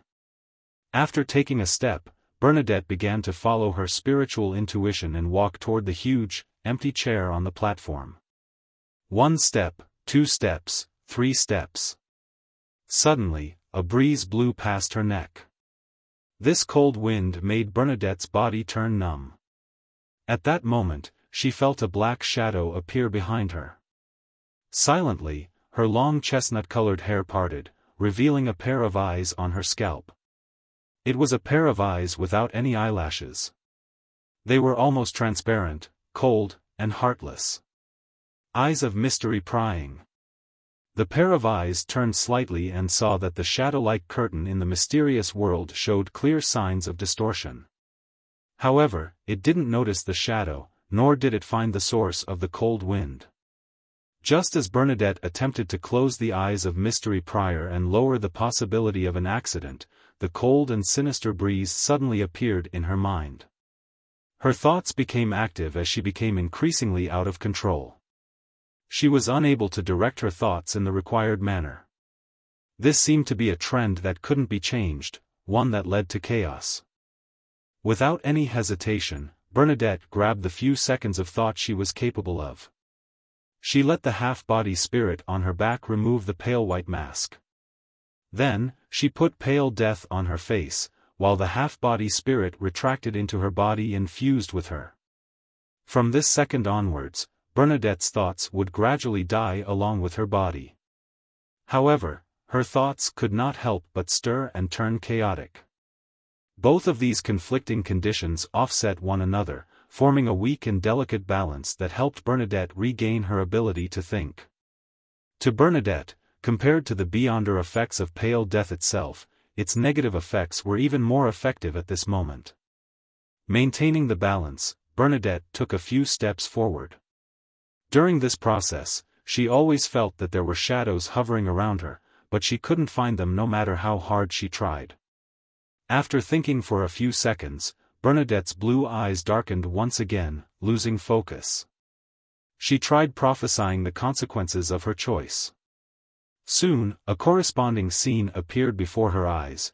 After putting on the sage frontlet again, she once again transformed into pure and complicated information streams, using it to circumvent the obstruction and head to the high platform in the middle.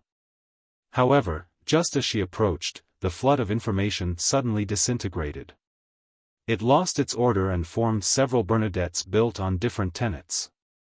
There was a young girl in a layered dress, a tall young girl, a melancholic and confused girl, a woman with a twisted and pained expression, and a calm and determined queen. The prophetic vision instantly disappeared and Bernadette's eyes instantly regained focus. At this moment, she saw the black shadow. It was standing right in front of her, no more than a fist away from her. That face formed from pure shadow completely occupied her vision. Chapter 1305 That black shadow. The moment Bernadette saw the black shadow, she instinctively clenched her right hand and conjured an ancient spear. From the tip of the spear to its handle, it was dyed with crimson-red balls. It emitted a strong destructive aura, as though it could harm a true deity. Spear of Longinus. This spear had once appeared in an ancient era that couldn't be traced back, stained with the blood of a great existence. At this moment, it had descended into the Black Emperor's mausoleum through mystical reenactment. However, when Bernadette thrust it forward, she failed to achieve any effects because the tip of the spear was directed at her back. Despite wanting to attack the black shadow in front of her, the spear of Longinus had strangely thrust backward. The area had been affected by disorder, or suffered some form of distortion. Above the grey fog in the palace, Klein noticed the black shadow when it appeared in front of Bernadette. He didn't hesitate to raise the staff of the stars in his hand. He didn't wait this time, unlike his prior observations of Queen Mystic's actions before, where he would consider if he would provide her with protection. This was because the level of danger of the black shadow sounded off alarms within him. He was an angel of the seer pathway after all. More importantly, Bernadette could sense the shadow's existence after entering the Black Emperor's mausoleum from time to time. As for Klein, he was unable to find clues through the true vision provided by Sapphira Castle. This undoubtedly meant danger and terror. When all the gems embedded in the black cane lit up, the sound of melodious bells resounded in the area where Bernadette and the black shadow were. Gong! The bell that came from an infinite distance exuded an indescribable emptiness. It made the interior of the Black Emperor's mausoleum visibly freeze, turning Bernadette's figure stiff as if she had been frozen. She couldn't do anything. However, the black shadow didn't sink into the vortex of time. As though situated in another world built with completely different fundamental rules, the shadow continued moving forward in between the contradictory of two rivers of fate, one filled with raging torrents and one that was almost completely still. This only made it appear to slow down, in no way affected by the illusory bell. This was the first time Klein had encountered such a situation after he gained the ability to replicate powers. Although the Beyonder effects he had replicated with the Staff of the Stars were lacking compared to the original version, it would still be able to show a certain level of authority that wasn't easy to ignore regardless. However, the Black Shadow's slow movements gave him a second chance to try again. This time, he activated the Staff of the Stars' powers and moved Queen Mystic out of the Black Emperor's mausoleum. He wanted her to first conclude what she experienced before considering entering again. Gems flashed on the tip of the staff, and Bernadette, who was almost about to make contact with the black shadow, disappeared into thin air. In the next second, she appeared tens of meters away, appearing near the high platform in the mausoleum. The Staff of the Stars' teleportation was disrupted. The destination had been distorted, turning everything extremely chaotic. The experienced Bernadette didn't feel any fear or panic because she was stuck inside the Black Emperor mausoleum. She decisively raised her left hand and pressed the sage frontlet in the middle of her forehead as she used her fingers to stroke the pale death mask. The shimmering golden mask suddenly became soft and rapidly squirmed as if it was about to form a face that didn't belong to Bernadette. The face had soft features and obvious characteristics of a southern continent native, but it exuded a bizarre and terrifying feeling. Anyone who witnessed it would believe that it would come alive once the face became clear enough, an entity that came from ancient times, the eternal darkness where the dead slumbered. By then, Bernadette's body, spirituality, and consciousness would all belong to this face. With the protrusion of this face, the stone walls and floor tiles in the Black Emperor mausoleum began to weather. It happened so fast that thousands of years appeared to be washed away in a short span of 2 seconds. They quickly became mottled, constantly dropping fragments or throwing up dust due to the wind. In between the cracks, thin white fur grew out. In just the blink of an eye, the fur grew into white feathers, and their surface seemed to be soaked in light yellow oil. The aura of the black figure gradually weakened, as though it was running towards death with huge strides. Its color faded away, its movements growing slower. Within the area where the pale white mask was, even the concept of death itself would weather away and dissipate. However, what was labeled as death wasn't the endpoint. When the stone wall and the floor tiles in the mausoleum were weathered to a certain extent, and when the black figure degraded to a certain stage, new stone blocks began to take form as ethereal auras quickly grew. During this process, the black figure stretched out his right hand. This palm that was formed from shadows suddenly grabbed Bernadette's neck from dozens of meters away. This wasn't fulfilled by extending the arm, but distorting the concept of distance for an instant. 45 meters became equivalent to 45 centimeters. The dark palm didn't exert too much strength, but it made Bernadette feel cold. Under such coldness, she realized that she couldn't use the 2 Grade 0 sealed artifacts of the Sage Frontlet and Pale Death. Typically, as long as she injected her spirituality into it and gave the corresponding thoughts, the sealed artifacts on her would react in the correct manner, creating different effects. But now, the silent process and rules had been disrupted and distorted. No amount of thoughts that Bernadette willed were able to stir the sealed artifacts. It felt like she was speaking to the air. Klein, who was above the gray fog, didn't waste any time after failing to teleport Queen Mystic away. A series of complicated symbols and magic labels quickly formed in his mind. He wanted to replicate a secret sorcerer's space concealment. He planned on separating Bernadette's location from the Black Emperor's mausoleum and concealing it to help Queen Mystic escape her current predicament. In fact, it might be more appropriate replicating the fairy tale magic, Peace Blossom source, but considering how Bernadette was formerly a mysticologist, Klein felt that it was better to use space concealment. Otherwise, it might expose some of the fool's secrets. As for where he had learned space concealment from, it naturally came from the recently advanced furs. Previously, in the name of the World Gehrman Sparrow, Klein had rented Lamino's travels. He had also requested Miss Magician to record the corresponding powers.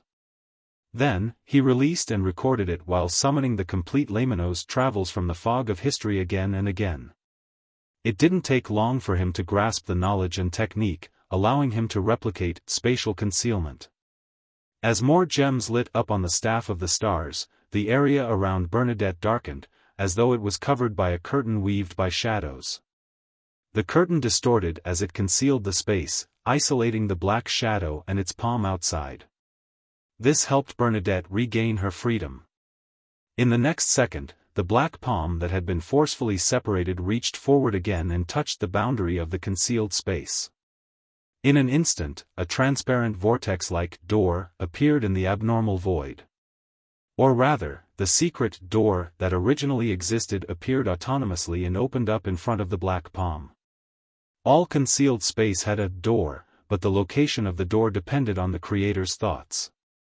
The palm formed by the shadows rapidly passed through the open door and entered the concealed space. It grabbed Bernadette's neck and once again disrupted the connection between Queen Mystic and her sealed artifact, distorting the corresponding order. At the same time, the black figure raised its head and looked at the top of the mausoleum. It seemed to be studying Sapphira Castle and Klein through layers of space and fog. Klein's eyelids twitched instinctively. He sensed that the shadow had a certain understanding of where he was and felt that it was distorting something. Klein's expression unknowingly turned abnormally heavy. The different gems on the staff of the stars lit up at the same time. He wanted to attempt to steal the corresponding beyonder powers of the other party. Only by doing so would he have the chance to restrict the black shadow. And in order to increase the success rate of stealing his target's powers, Klein turned his left palm and tapped the edge of the long model table. However, his theft failed. He didn't even get anything. His target had long since escaped the lock-on, despite just standing there. Klein's gaze froze. Then, he saw the black figure flash and enter the concealed space, closing the distance between it and Bernadette. It distorted my true vision, causing the situation I saw to be from 1 or even 2 seconds ago. A thought flashed through Klein's mind as he made a preliminary judgment on the previous failure. He then decided to summon Will Septon's historical projection to get him to reboot the area. At that moment, Bernadette, who was unable to use her sealed artifact, grew white, illusory swan feathers on her back. This was her fairy tale magic's ugly duckling. It could make Bernadette reveal an incomplete mythical creature form while maintaining her clarity of mind. Could use it twice a day, with each use lasting 15 seconds. At this moment, her thoughts went wild again. They started to boil and become more chaotic. This caused her ugly duckling magic to be cut off before it could even show its effects. Almost at the same time, she saw the black shadow stick to her body. It was sticky like a viscous, corrosive liquid that seeped into her body. Bernadette's eyes darkened as she suddenly sensed something. She grabbed the final moment of lucidity and opened her mouth slightly, speaking in a fluent Chinese accent. "Home." The black shadow's infiltration paused for a moment. Its upper body slowly rose as it looked at Bernadette. Chapter 1306 Seal. The black figure froze as it released its grip on Bernadette's neck. It was as though it was staring at Queen Mystic with its non-existent eyes. A dry, hoarse voice echoed in the concealed space. "Home." This voice was filled with hesitation and confusion as though it was seeking confirmation. It was as if it had come from another world. The corrosion that Bernadette encountered vanished. Her connection with the sealed artifact was instantly restored. Pale death once again ate at her vitality little by little. This helped her resist the chaos in her thoughts, maintaining her basic clarity and rationality. Just as she was about to say something, the black figure suddenly stretched out its palm. But this time, it didn't strangle Bernadette's neck, but instead, it pushed her hard. Following this push was the collapse of the concealed space. It was a voice filled with pain as though it was resisting something. "Leave." As the voice echoed, the black figure vanished. In an instant, it appeared on the huge, black, high-backed chair in the middle of the platform. Two cracks appeared on its face, as though two asymmetrical eyes had grown out. However, the eyes didn't have any pupils. It was blood-colored. Right on the heels of that, another crack appeared beneath the two eyes. They too were filled with a pure, blood-red light. This allowed the black figure to finally open its mouth. It faced Bernadette as obvious sounds of pain resounded around it as though it was resisting something. "Leave this place." After being pushed out more than 10 meters away, Bernadette easily found her footing. However, she didn't follow the voice's order by leaving the Black Emperor's mausoleum. She stood there, staring blankly at the central platform. As she looked at the black figure, her expression revealed an unspeakable sadness. She could sense and now confirm that the black figure was her father, the man who called himself Caesar, Roselle Gustave. In the next second, more cracks appeared on the black figure's body. They ruptured from top to bottom, blooming blood-red flowers in different parts of his body. This made Roselle look like he was left with a shadow that wrapped around a blood-red object that emitted pure light. When Klein saw this scene above the gray fog, he naturally thought of the crimson moon high in the sky. At that moment, Roselle seemed to have transformed into a shadow. He wanted to block the crimson moon, but openings ruptured from his body, allowing more and more moonlight to shine into the real world. When these openings were connected together, the black shadow would completely split apart and give birth to a brand new crimson moon. When that happened, something extremely terrifying would definitely happen. At that moment, Roselle's black figure turned much more illusory, as though it had become an illusion. This made him look like he had been isolated in another world. There was an invisible barrier between him and the real world. Then, Roselle raised his right arm with great difficulty and pinched his forehead. The frequency at which blood-red cracks appeared on his body instantly decreased to a nadir. However, the eyes that had already appeared blinked repeatedly. However, this didn't bring any negative effects on the surroundings. It was as though it was just a simple change of order. The new growth of blood-red cracks was constantly being distorted to its original state of only having gradual activity. After completing this, Roselle raised his head and looked at Bernadette, who was dozens of meters away. He said with a hoarse voice, "You really have become an important figure in the mysterious world. You managed to come here alone.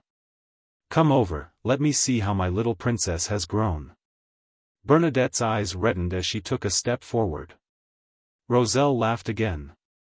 "Back when I made sketchbooks, textbooks, and invented all kinds of small games for you, you were just a tiny midget. Now, you're able to save your poor old father. I remember that you liked the clothes I designed for you when you were young. Unfortunately, you can't wear layered dresses after you're an adult," the emperor rambled on, as if he had arrived in his twilight years and was someone who enjoyed reminiscing about the beautiful past. Bernadette walked faster and faster. Above the gray fog, Klein frowned indiscernibly. Suddenly, Emperor Roselle lowered his head and said with great force, "Stop." His voice carried an indescribable pain. Bernadette was stunned for a moment before she slowed down and stopped. She looked at the dark figure and her eyes gradually revealed an indescribable sadness. Roselle raised his head again and coughed lightly.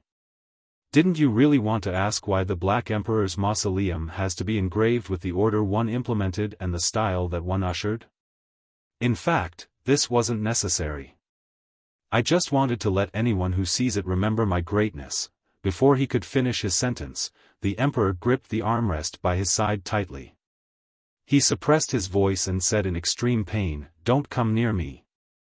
I've been corrupted." The sadness in Bernadette's eyes deepened. Her guess had finally been confirmed. At that moment, the red cracks on Roselle's face began to turn chaotic. They closed and opened randomly with no signs of having a unified will. The emperor took the opportunity and straightened his body. He looked at Bernadette and shouted with great difficulty, "Seal me. Seal." Queen Mystic Bernadette repeated the word silently. Her blue eyes quickly turned moist as a faint mist enveloped them. Even though she had lived for many years and was no longer the little girl she had been in the past, she was still unable to contain her emotions. However, she didn't ask for the reason, nor did she hesitate. With just a slight struggle, she firmly raised her right hand and pressed it on the pale white metal mask. She calmly made a decision, just like how she had faced all the major events that happened on the element Dawn over the years. On the surface of pale death, the metal instantly turned soft as it reformed into a new face with two black eyes. In the deep black parts of the eye, white lines appeared, forming an extremely complicated and mysterious three-dimensional symbol. It was like a long feathered bird or a coiled feathered serpent. The symbol absorbed the surrounding light and quickly turned corporeal. Then, it separated from Bernadette's eyes and extended its body, before flying towards Roselle Gustave on the iron-black chair. Along the way, the strange symbol caused the surroundings to become increasingly dim. The floor tiles and stone walls suffered another round of weathering as if the deity in charge of death had passed the final judgment. The falling rubble and flying dust followed the corporeal symbol and came to Roselle's side. Then, they coiled around him, enveloping the illusory black figure that seemed to exist in another world. During this process, Roselle failed to control himself several times. He attempted to leave the iron-black chair, but he ended sitting back down. He didn't resist the seal that Bernadette had exerted on him. As the symbol fused with his figure, he immediately had a connection with pale death. He saw the illusory deity that lorded over the countless undead and the swollen body of a water ghost loitering in a dark river. Roselle's aura immediately vanished as the cracked red openings closed one after another. What awaited the emperor was a quiet and peaceful sleep. As for the symbol, it was sealed within Roselle's body, constantly influencing him until pale death stopped responding. In the blink of an eye, several blood-red cracks appeared on Roselle's body again. After his aura declined to a nadir, it gradually began to glow as he fought back against the corporeal symbol. Klein, who was above the grey fog, sighed when he saw this. He clenched his fist and pressed it against his mouth. The curtain he draped around himself suddenly rose up, and the entire Sapphira castle boiled over, in an obvious manner. Silently, the aura of new life that Roselle had just obtained began to dissipate. After vanishing to a certain point, it gained new life once again. Then, it was affected by the pale death and continued to fade away. Using the power of the Attendant of Mysteries beyond her characteristic and Sapphira Castle, Klein directly grafted new life and death, and skipped the process in between. The corruption that Roselle suffered was no longer able to recover to the extent needed to break through the pale seal. Following that, Klein extended his right hand and used the power of Sapphira Castle to draw out the mysterious symbol behind the fool's high-back chair, the mysterious symbol made up of the pupil-less eye and the contorted lines. The symbol absorbed the aura of Sapphira Castle and quickly turned corporeal. With a wave of Klein's wrist, it entered the prayer light representing Bernadette and landed on Roselle's black figure, fusing into his body. Every time the grafting vanished, this symbol that was directly related to the Fool and Sapphira Castle would draw upon new powers and complete the grafting process once more. As he constantly passed away and gained new life, Roselle's face, which seemed to be a pure shadow, obtained facial features. Then, he looked to the top of the mausoleum, as though he was looking into an infinite height. He then retracted his gaze and looked at Bernadette. He said with an abnormally weak voice, "This seal is good. I can sleep in peace." With that said, he frowned slightly as his tone changed. "Who taught you how to dress like this?" Bernadette felt a little lost as she listened. It was as if she had returned to her teenage years. At that time, when she had dressed up to the nines for a ball held by other nobles. Roselle would use a similar expression and a similar tone to pepper her with a series of questions. The mist in her eyes became obvious, and she could no longer control herself. She lowered her voice and shouted, "Daddy." Roselle's facial features immediately turned gentle before tensing up again. He sternly said, "Leave. And never return." Bernadette opened her mouth, wanting to say something, but her vision went black as though she could see the shadow of order. In the next second, she found herself back at the edge of the primitive island. Bernadette stared blankly at the mountain peak in the middle of the primitive island for a few seconds before slowly turning around and walking towards the sea. This time, she didn't stubbornly insist on walking straight without looking back. Every few steps she took, she would stop and turn back to take a look. Soon, she returned to the dawn and entered the captain's cabin. She opened the room that was specially used to hold her collection.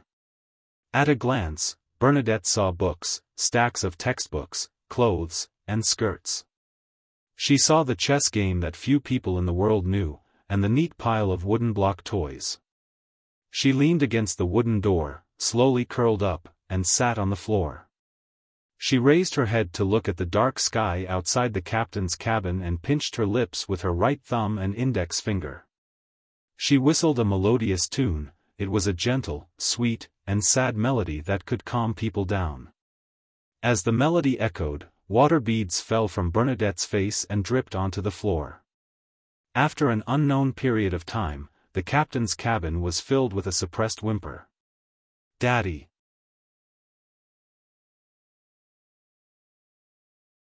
Chapter 1307 Meeting in the middle of the primitive island, in the Black Emperor Mausoleum. After sending away Bernadette, Roselle didn't immediately fall into a deep sleep. He slowly raised his head and looked up once again into the infinite distance. Above the grey fog, Klein sighed silently. He put down the staff of the stars and grabbed a paper figurine before shaking it. With a smacking sound, the paper figurine rapidly thickened and expanded before flying into the translucent vortex formed from illusory mysterious symbols beside the fool's chair. Although Bernadette had already moved to the edge of the primitive island and Klein could no longer see the situation inside the Black Emperor Mausoleum through the prayer light. However, He could use the symbol of the fool that had merged with Roselle's figure to maintain a connection with the Emperor up to a certain extent. After the paper figurine passed through the slowly spinning vortex, it descended into the dim mausoleum which had an unknown light source. It then turned into a human in front of the central platform. This human's black hair and brown eyes were somewhat similar to German Sparrow's, but he didn't have clear-cut features. The lines weren't deep enough, and his bearing wasn't cold enough. There were also certain differences in his facial features. His chin and stomach had a small amount of fat induced by an indulgent society. It was Klein's original appearance as Zhou Mingrue, the Zhou Mingrue who had been hanging inside Sapphira Castle for thousands of years beside Roselle Huang Tao Gustave. Roselle wasn't surprised by his appearance. With one hand on the armrest, he leaned forward slightly and said, "You're here." "I'm here." Klein nodded indiscernibly. "You shouldn't be here." Roselle sighed. "I'm already here." Klein very naturally participated in completing the meme populated by a popular Chinese novel by Gu Long.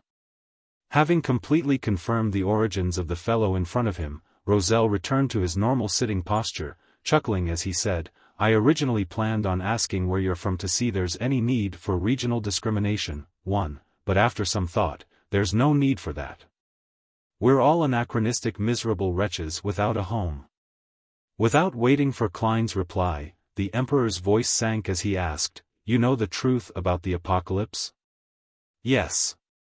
Klein nodded slightly. Roselle continued asking, "You know that this is Earth?" "Yes," Klein answered frankly. When Roselle heard that, he laughed self-deprecatingly. "You actually learned about it so early." "I only dared to confirm it after I went to the moon and saw the true appearance of this planet from high above." At this point, the Emperor sighed and said, "The moon is bizarre." I clearly felt terror, but I didn't even consider the possibility of being corrupted. Then, I became more and more extreme. However, I did occasionally gain a certain level of clarity from the views of people around me, but I didn't dare to write it in the diary in that state. I was afraid of exposing secrets and losing my final chance. I eventually decided to use all the groundwork I did previously to switch to the Black Emperor pathway. Apart from the impending apocalypse with sequence zeros being the only ones capable of protecting the people they wish to protect, they can hide them in other planets in the vast universe and use the corresponding authorities to rebuild a set of order for humans to survive in desolate lands. I also saw the hope of escaping my corruption, by using the Black Emperor's ability to resurrect. As long as I became a Sequence Zero Black Emperor and was truly killed after turning half crazy, I'd have the chance of resurrecting in the mausoleum or in the astral world. When that happened, what would return to me would be a pure uniqueness and 3 Sequence 1 Beyonder characteristics. I wouldn't be tainted at all, nor will I contain an uncontrollable madness. Speaking of which, I made use of the eternal blazing sun and the god of steam and machinery to a certain extent back then. But the horror of the great old ones far exceeded my imagination. Accompanying my revival was a new life of corruption. Perhaps only great old ones can resist great old ones. I could only terminate the revival process, and live such an ignoble existence in my final mausoleum to prevent the great old one from using my body to be born in the real world. That would have brought about a devastating disaster. Klein had long guessed Emperor Roselle's condition based on what he knew and what had just happened. He wasn't surprised at all as he calmly replied, "The one who corrupted you is called the Mother Goddess of Depravity. She has bewitched many believers as the embodiment of the primordial moon." The facial features that appeared faintly on Roselle's face immediately changed. He fell silent for a few seconds before saying, "I know the primordial moon, but I didn't know that her true honorific name is the Mother Goddess of Depravity. Now that I think about it, my discovery of Mr. Doerr's cry for help might not have been a coincidence." Upon hearing this, Klein was alarmed. He instantly recalled the situations happening off-island. He had some sort of premonition about what Emperor Roselle was about to say. Roselle laughed and sighed. The biggest problem in the first half of my life was that I was too confident. I always had the feeling that I could reload a save file and redo things. I didn't pay enough attention to the details. Back then, Grimm was corrupted by the strange powers on this island. He returned here after dying and regained new life. Isn't this the influence of the primordial moon? After I finished all sorts of investigations and did the corresponding purifications, I felt that I was fine. But in fact, fate might have undergone a tiny change at that moment. This resulted in me encountering Mr. Dorr later, and was slowly guided to the moon by him. You can't blame Mr. Dorr. His condition might be worse than mine. Does the Emperor mean that he has been targeted by the Mother Goddess of Depravity the moment he discovered this primitive island? Klein sighed. At that time, who would have thought that the problem would be so serious? Before Sequence 2, understanding the cosmos and the Great Old Ones led to terrifying corruption. And without understanding it, one wouldn't be able to accurately determine how serious the problem or what kind of patchwork was needed subsequently when faced with certain situations. This made Roselle treat this primitive island as his secret base, thus not informing existences that had the right to understand the outer deities, Great Old Ones, and cosmos. That's right. Roselle seemed to be very gratified that he had committed a mistake that almost anyone would make. He then said, in that ancient and secretive organization, there was almost no mention of the Great Old Ones or outer deities. At that moment, Roselle paused for a moment before saying, "You should have read my diary. You should know what the ancient and hidden organization represents." Klein nodded. "I know which organization it is referring to. I never expected that you wouldn't dare mention the name of his organization after having the level of a Sequence 0. I have a nagging feeling that he isn't simple. He might have an understanding of the outer deities that far exceeds our imagination, so it's better to be more careful. After all, I'm not a complete Sequence 0 true god." After Roselle said this simple sentence, his brows suddenly furrowed. "How much of my diary did you read?" If the atmosphere wasn't that heavy and sorrowful, Klein would definitely find it irresistible to reply with, "The taste of a demoness ain't bad," as a way to tease his fellow earthling. Finally, he replied calmly, "Plenty." After saying the word, he casually added, "I even found a few cards of blasphemy." "Which ones?" Roselle blurted out. Klein controlled the paper figurine's expression from above the gray fog and said in a flat tone, "Black Emperor, Tyrant, Red Priest, and the Fool." "Phew," Roselle exhaled as the faint crease on his brows eased. "Thankfully, it's not the demoness, the moon, and the mother card. You had to mention it yourself." Klein didn't respond as he looked at the Emperor without a change in expression. After Roselle said that, he realized something and hurriedly coughed. "Well, we've all watched live streams, so you should know very well how normal it is to cross-dress." As he spoke, he coughed again and sighed. "Which pathway are you from?" "Seer," Klein replied succinctly. Roselle immediately fell silent. After a few seconds, he said, "Unfortunately, if everything is fine and dandy, you should be responsible for pulling out a large-screen television and a game console from the historical void. We can chat while playing. That's a romantic dream of us men. Unfortunately, there's no electricity. I have to rely on you to invent it." Klein didn't voice out his thoughts. He maintained his tone and said, "I hope such a day will come." Then, he pulled the topic back on track.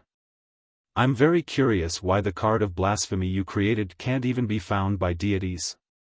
Such a level of anti-divination and anti-prophecy is amazing." Roselle immediately chuckled. "It's because knowledge can bring power, and power can also bestow knowledge. This is the authority of a knowledge emperor. After I infused the potion formula of the 22 pathways with power, they naturally produced the convergence powers between beyonder characteristics. They also gained anti-divination and anti-prophecy effects to a certain extent." And then, as he spoke, Roselle suddenly paused, as though he had sensed something amiss.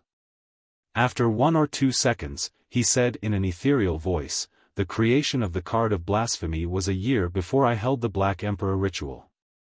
Back then, I had already suffered the corruption of the primordial moon, and I didn't have the corresponding realization most of the time. Why can the 22 cards not be found by deities?" Upon hearing this question above the gray fog, Klein's heart tightened as he felt his scalp tingle again. Without waiting for his response from the paper figurine, Roselle's voice suddenly raised, bringing with it an indescribable fear. "Don't gather the 22 cards. Be careful of the mother card." These 2 sentences echoed in the deep interior of the Black Emperor mausoleum for a long time. 1. Something common in China. Instead of being racist, they look down on people from poorer regions.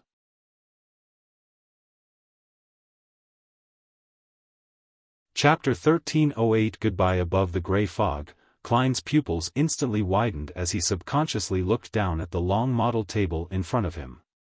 There were 4 cards of blasphemy with different patterns on the back. At that moment, he felt a little scared and relieved. He felt as though he had been wandering about on the edge of the abyss while blindfolded, but he never fell. If he had done his best to gather all the card of blasphemy, or had obtained the mother card, with the way how he liked to put the different cards in his body to obtain the corresponding levels and special characteristics, he might have already been corrupted by the mother goddess of depravity, or be pregnant with something. However, I'm not Roselle. Even if I have the mother card, I probably wouldn't have done so. Furthermore, in order to prevent the deities from finding it, cards of blasphemy are extremely difficult to gather. It's almost impossible to gather all of them. From the looks of it, this is a casual arrangement made by the mother goddess of depravity. If anyone were to unfortunately obtain the mother card, they would become one of the latent dangers in this world. Klein retracted his gaze and continued using his stand-in paper figurine substitutes to look at Roselle Gustave, who was sitting on the black iron seat. At that moment, Roselle raised his body slightly. His voice was sometimes low and sometimes high-pitched. "Everything has godhood in them. The oldest one is still alive, alive in everyone's bodies." Klein frowned slightly. He didn't know if the one speaking was Roselle or the crimson moon in his body. Not only did he have a certain level of understanding regarding such secrets, he had also personally experienced it before. Thus, he wasn't that horrified or panicked. He only recalled the teachings of the Aurora Order he had seen in the past. They promoted the belief that the Creator was omnipresent and existed in every living being's body. Therefore, all living beings had godhood. Once godhood reached a certain concentration, they could become an angel. And the current Orthodox deities are nothing more than slightly stronger angels.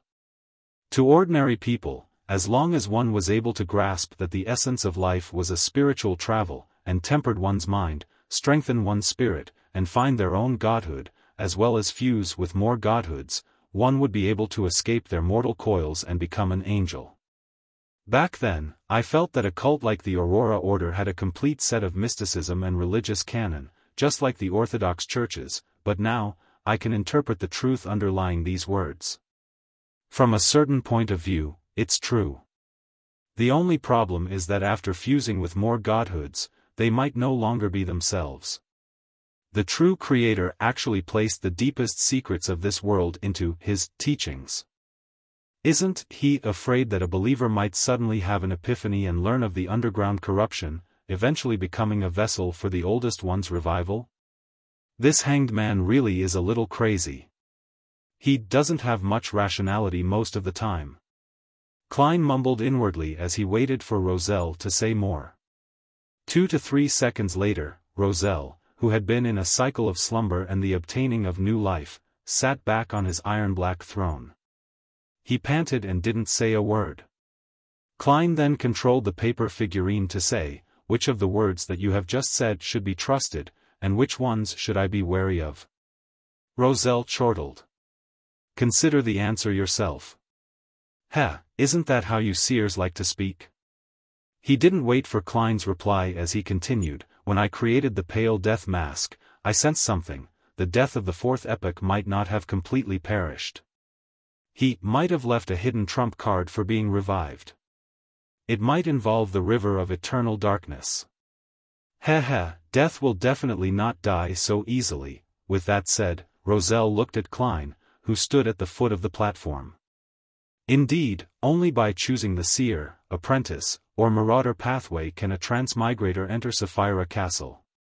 By the time I figured out this factor, it was already way too late. I don't know if you want to become a great old one or not, nor do I know if this requires a ritual. I can only tell you that this is definitely more dangerous than becoming a deity, countless times more dangerous. Perhaps the existence who stored us and threw us back into the real world is waiting for you there. The only suggestion I can give you is to communicate with the genie of the magic wishing lamp before you make any attempts. Genie? Using the grudge between him and the celestial worthy to obtain certain assistance? Klein nodded slightly and said, "Okay." After hearing his answer, Roselle sighed and said with a smile, "If you really can become a great old one, you can consider saving me. Only a great old one can resist a great old one." At this point, he fell silent for a moment before he slowed down his speech.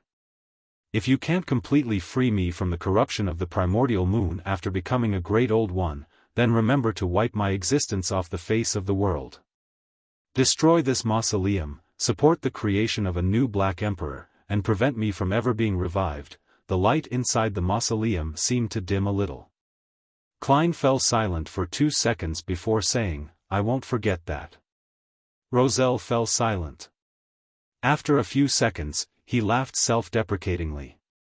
"Of course, before that, you should try to save me a few more times." Such a sense of humor didn't make Klein smile. Instead, it made his heart sink even more, making him unable to speak.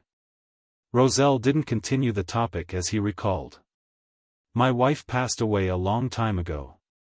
The mistresses I once had definitely had their own endings. Towards them, I feel very sorry. I've never truly loved them.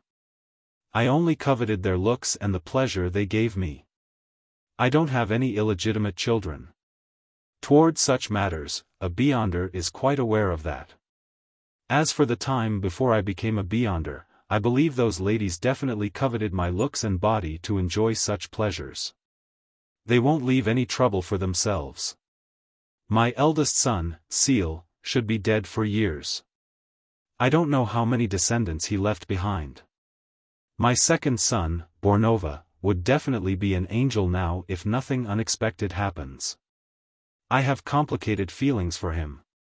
On the one hand, I'm very detached, disappointed, and resentful, but on the other hand, would occasionally secretly care about him. I remember how adorable he was when he was just born. You've already met my eldest daughter, Bernadette. Isn't she beautiful? She was pretty from a young age, obedient, and smart. She knew how to be filial to her old father, protect her younger brother, and dote on her mother. Sometimes, she acted especially righteous and appeared a little silly. There were several times when I secretly cheated while playing chess or games with her, but she didn't realize it. Such a temper made it difficult for her to accept what I did later. Of course, now, I can just push the blame onto the primordial moon. It's all because of her corruption. I'm rather grateful for her on this point. I don't know what right I have to make a request. After all, I've never helped you before, nor do I have much of a relationship with you. It's just that we're from the same era and same place, the ties as a fellow earthling." Upon hearing that, Klein said in a deep voice, "Your diary gave me plenty of help. It allowed me to grasp a lot of high-level knowledge when I was weak, allowing me to avoid many dangers and know how to direct my efforts in a targeted manner. Also, those cards of blasphemy have shown their use at different stages. Can you not mention the diary?" Roselle coughed lightly and said, "However, in the later stages, I was indeed consciously leaving a message to the next transmigrator. The only thing I couldn't be sure of is which language you know." The Emperor slowly exhaled before saying, my request is to help me look after Bernadette. When she needs help, provide her some help. Although she is about to become an important figure in the mysterious world, I still can't feel at ease as a father." Without any hesitation, Klein got the paper figurine to answer directly. "I'll take care of her for you." "Man, why does this sound a little awkward?" Roselle's tone instantly turned odd. "By the way, I haven't asked for your name." "As for me, you should know very well that I'm Huang Tao." "Zhou Mingrue," Klein answered frankly. "Are you married? Do you have children? How old are you?" Roselle raised 3 questions in one go. "Emperor, why are you acting like a gossipy middle-aged woman from next door?" Klein shook his head and gave a simple answer. "No." Roselle immediately fell silent. After a moment, he said, "You and I are of the same generation. Bernadette should call you Uncle Zhou." "Yes." As he spoke, Roselle's tone suddenly became filled with pity. "After coming to this era, I treated everything as a game in the beginning. I was having a great time playing, but I would occasionally recall my home, remembering the past where I cultivated most of my personality and hobbies. The longer I lived, the higher the frequency I felt this feeling. It's like the fallen leaves will always want to return to the roots of a tree. However, at the very least, I have a daughter, a wife, and 2 sons. There are still many things in this world that I'm worried about, and some sense of belonging to a certain extent. As for you, I can feel your loneliness, the loneliness that comes from deep within your bones." Upon saying that, Roselle suddenly sighed. "If only we were still living in that era.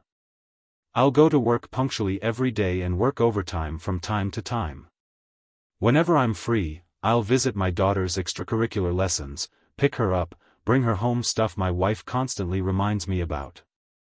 Every weekend, we'll either head out for some fun or head to my parents' place to accompany them.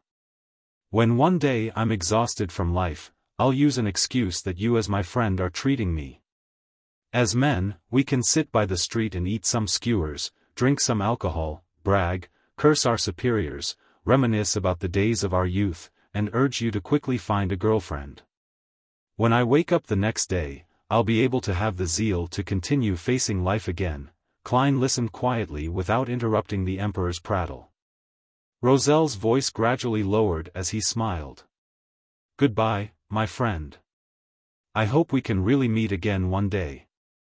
His figure quickly turned illusory, as though he had disappeared from the world, leaving only a faint shadow hovering over the iron-black throne. Roselle Gustave had returned to his eternal slumber.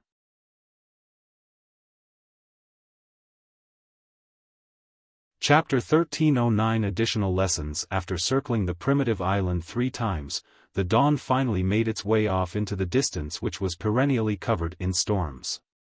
Bernadette slowly retracted her gaze and fixed it on the sage frontlet that remained suspended in the air. As a clairvoyant, she clearly saw the opportunity to advance. She knew that she had completed the corresponding ritual, preventing a disaster that involved a higher order of power. However, the price she paid was to personally seal her father, the father she had missed and sought for more than 100 years. How ironic! Bernadette looked at the vertical eye embedded with diamonds and sighed softly. After leaving Intis, she had 2 big wishes. First, she wanted to investigate the truth behind the matter and see if she had misunderstood her father. Second, she wanted to follow her father's footsteps and see if there was a possibility of reviving him. Bernadette had already fulfilled her first wish. The truth was that she had indeed misunderstood her father. This curtailed her pain and conflicted feelings. Her hatred for her father had completely dissipated, but it also added to her guilt. With this kind of guilt and yearning all this time, she tried her best to fulfill her second wish, but the outcome wasn't pleasant. If there hadn't been any hope from the beginning, she might not have had such a huge reaction. However, she had clearly seen the light and seen her father, but she had no choice but to personally place him into a state of slumber. After a moment of silence, Bernadette's slightly unfocused eyes became clear again. She no longer hesitated and no longer blamed herself. She no longer had all kinds of negative emotions. She firmly raised her right hand and drew out ancient words that shimmered with a stellar radiance in the void. She summoned the spirit world creature who was half man, half wind, and she retrieved the sage supplementary ingredients from it. As for the rest, as there was no need for them to be specially preserved, they were in the collection room of the dawn. Not long after, Bernadette used pale death to shatter the sage frontlet. She concocted the potion that could allow her to advance to sequence 2. Looking at the bubbling sage potion with each bubble containing a transparent eye, Bernadette firmly raised her right hand and brought the glass bottle to her mouth. She knew that what she needed at this moment wasn't sorrow, nor corny emotions, but determination and the will to forge forward. This was because if she wanted to help her father, Emperor Roselle, escape the corruption and completely revive, she needed a higher sequence and greater strength. Because of this, she was willing to bury the pain in the deepest part of her heart and not let it affect her mental state. It was only when there was no one around at night that she could retrieve it and savor it alone. With the sage potion entering her mouth, Bernadette's body turned illusory at a discernible pace.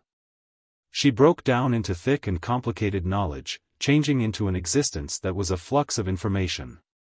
The entire dawn, as well as the surrounding winds, storms, lightning, seawater, and waves, all lost their sense of reality. It was as though they had been restored to the most fundamental blocks of information. For most of Sequence 3 Beyonders of the Mystery Prior Pathway, such a state was extremely dangerous.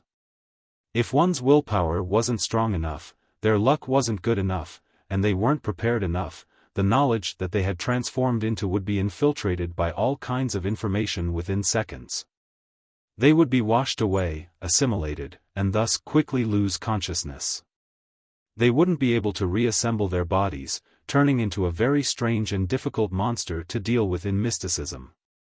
A knowledge demon. This was also known as an information creature. Bernadette had relied on the sage frontlet and had previously transformed into a flux of information on several occasions. Although it was limited to 2 to 3 seconds and didn't last too long, it was still considered experience. At that moment, she tried her best to maintain her consciousness and establish a connection with the information produced in the spirit world by preventing a high-level disaster. The information had a clear imprint belonging to her, and it involved a very high level of power. It was exceptionally solid and couldn't be dispersed by other information for short periods of time. It helped her to stabilize her consciousness and slowly gather the dissipating flux of information around her body. During this process, Klein, who was above the gray fog, tapped the edge of the long mottled table with the help of the prayer light. He used a miracle invoker's ability of changing the probability of certain developments and actions to a certain extent, and he bestowed Bernadette with a certain amount of good luck. Time ticked by. There were several times when Bernadette wavered on the border of losing consciousness, but in the end, she managed to tide through it. She gathered all the information that belonged to her and began to reconstruct her body. At that moment, she gradually felt the concern Admiral of Stars Katlia had for her. She felt the members of the Element Dawn and her crew making their daily prayers. This stabilized her condition better, allowing her to resist the ancient will that was slowly developing in her body. At this moment, a series of secret information came from nowhere. Taking the opportunity while Bernadette was reforming her body, it attempted to fuse with her. This was interference from the hidden sage. As an embodiment of this world's knowledge and information, as a quasi-sequence zero existence of the mystery prior pathway, the hidden sage had a certain influence on beyonders of a lower sequencer than him. Without giving Bernadette the chance to use the pale white mask, the curtain draped over Klein gently rose. Spacetime distorted around Bernadette, completely isolating her from the outside world. Even information couldn't be interchanged. Grabbing this sudden moment of peace, Bernadette completely reassembled her body and used her own anchors to balance out the terrifying will that was surfacing in her body. At that moment, she had truly become a Sequence 2 angel of the mystery prior pathway, an important figure in the mysterious world that could be addressed as a secret existence. Right on the heels of that, she saw the distorted space around her return to normal. She saw a series of hidden information surging towards her. She stretched out her right hand and grabbed the information with ease, extracting the useful information contained within. Just as Bernadette was about to return to reality from the spirit world, an orange light suddenly bloomed in front of her eyes. The light instantly condensed into a fat elder with a short white beard. The elder smiled and said, "Ma'am, I'm Orange Light Hilarion." Orange Light. Bernadette was puzzled. She didn't understand why Orange Light Hilarion had suddenly appeared in front of her. They hadn't interacted much before. As the leader of the element Dawn and a former mysticologist, she wasn't unfamiliar with the 7 lights of the spirit world. She even knew how to pray to 7 lights, as well as the ritual needed to receive the corresponding advice. She knew that the 7 lustrous lights were a symbol of the spirit world, and they contained endless knowledge of different domains. They were definitely at the angel level. Orange Light Hilarion added with a smile, "A great existence wants me to inform you of the knowledge regarding the great old ones, the outer deities, and the cosmos, so that you have a relatively accurate grasp of the state of this world and the corresponding corruption." "Which existence is it?" Bernadette asked, puzzled and cautious. She had vaguely guessed the answer, but she still found it quite unbelievable. After all, the 7 lights in the spirit world were also important figures in the mysterious world. Even if a sequence 0 true God wouldn't find it easy to get them to do their bidding. Orange Light Hilarion chuckled and replied, "The greater ruler above the spirit world." The great ruler above the spirit world. Bernadette repeated the honorific name, and her thoughts raced. Hilarion glanced at her and smiled. "He also has another title, Mr. Fool." Somewhere out at sea, the future which was cruising on a safe sea route. Cadlia suddenly jolted awake from her dream as her forehead was covered in cold sweat. In the dream just now, she saw the queen lying on the ground drenched in blood. Her chest was torn open, and a baby-like monster crawled out of it. As a mysticologist who had advanced with a drop of the snake of fate's blood, Cadlia believed that her dream wasn't without any reason. It was definitely a premonition. It was obvious that the dream she had wasn't pleasant. While feeling uneasy, Cadlia sat up and put on her cloak. She attempted to pray to Mr. Fool, hoping that this mighty existence would give her some hints or to protect the queen. Soon, a scene appeared before her eyes. Queen Mystic Bernadette walked out of the spirit world and returned to Dawn, allowing the ship to gradually distance itself from the nameless island. Cadlia immediately heaved a sigh of relief and sincerely thanked Mr. Fool. After finishing her prayer, she opened the window of the captain's cabin in joy, causing starlight to condense into a long bridge that reached the deck. She put on her heavy glasses and walked along the resplendent bridge of starlight to the deck where she proceeded to stroll leisurely in the quiet night. When she arrived at the bow of the ship, Cadlia saw Frank Lee tinkering with bottles. "What are you doing?" Cadlia subconsciously frowned. Frank looked up and said with a bright smile, "My ideas encountered a setback, so I can't proceed any further for now. I asked Nina to get me some soil from the bottom of the sea to study the microbes in it." With that said, Frank said with a look of anticipation, "When I have my next vacation, I'd like to go to the depths of the North Sea or the poles where it's a world of ice and snow. There might be many ancient microorganisms buried beneath the thick layer of ice there, from the 4th epoch, the 3rd epoch, or even the 2nd and 1st epoch. This will bring me plenty." "You won't have any vacations for the time being," Cadlia said inwardly. Klein conjured a box and placed the 4 cards of blasphemy inside.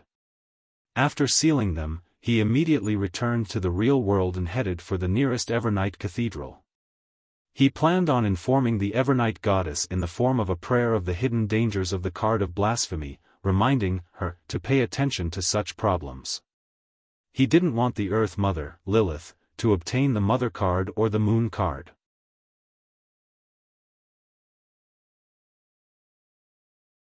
Chapter 13:10 Envoy. The prayer hall in the Evernight Cathedral was as dark as before. Only the holes on the walls allowed some light to seep in, like stars in the night. Klein sat in a corner that wasn't eye-catching. He took off his tall hat and began praying like a pious member of the congregation. He simply mentioned how Roselle had revived in his last mausoleum, and focused on the corruption of the primordial moon. He deliberately emphasized that, in order to prevent the crimson moon within him from being born in the real world, Roselle had chosen to terminate the process of having his Black Emperor uniqueness and 3 sequence 1 characteristics return to him. At the end of the prayer, Klein pointed out the hidden dangers of the cards of blasphemy, and he expressed his concerns about the whereabouts of the Mother card and the Moon card.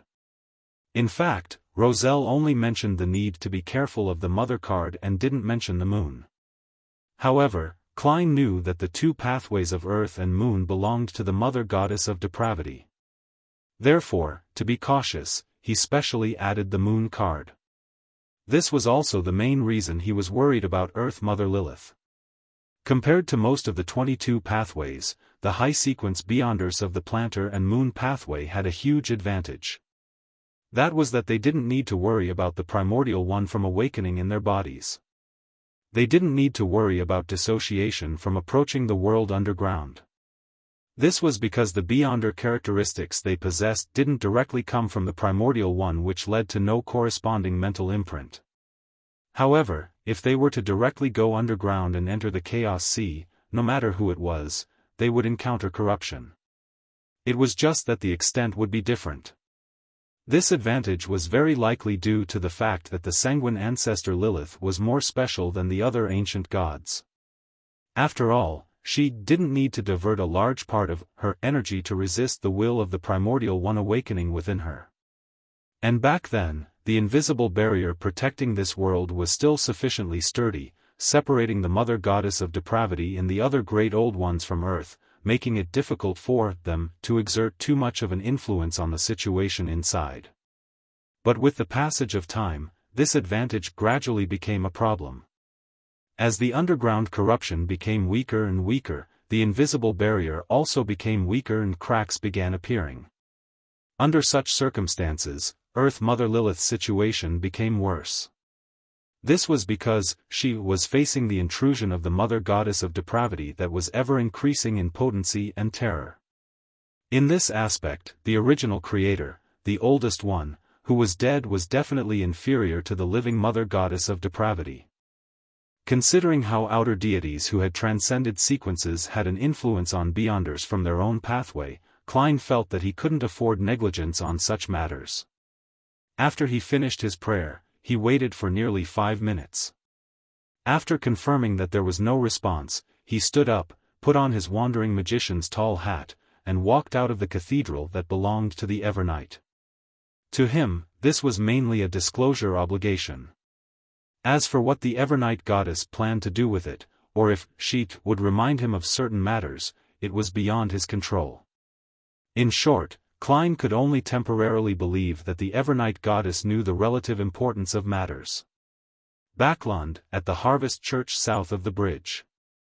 The top-hatted Emlyn White got off his carriage and looked at the sun covered by the clouds and mist.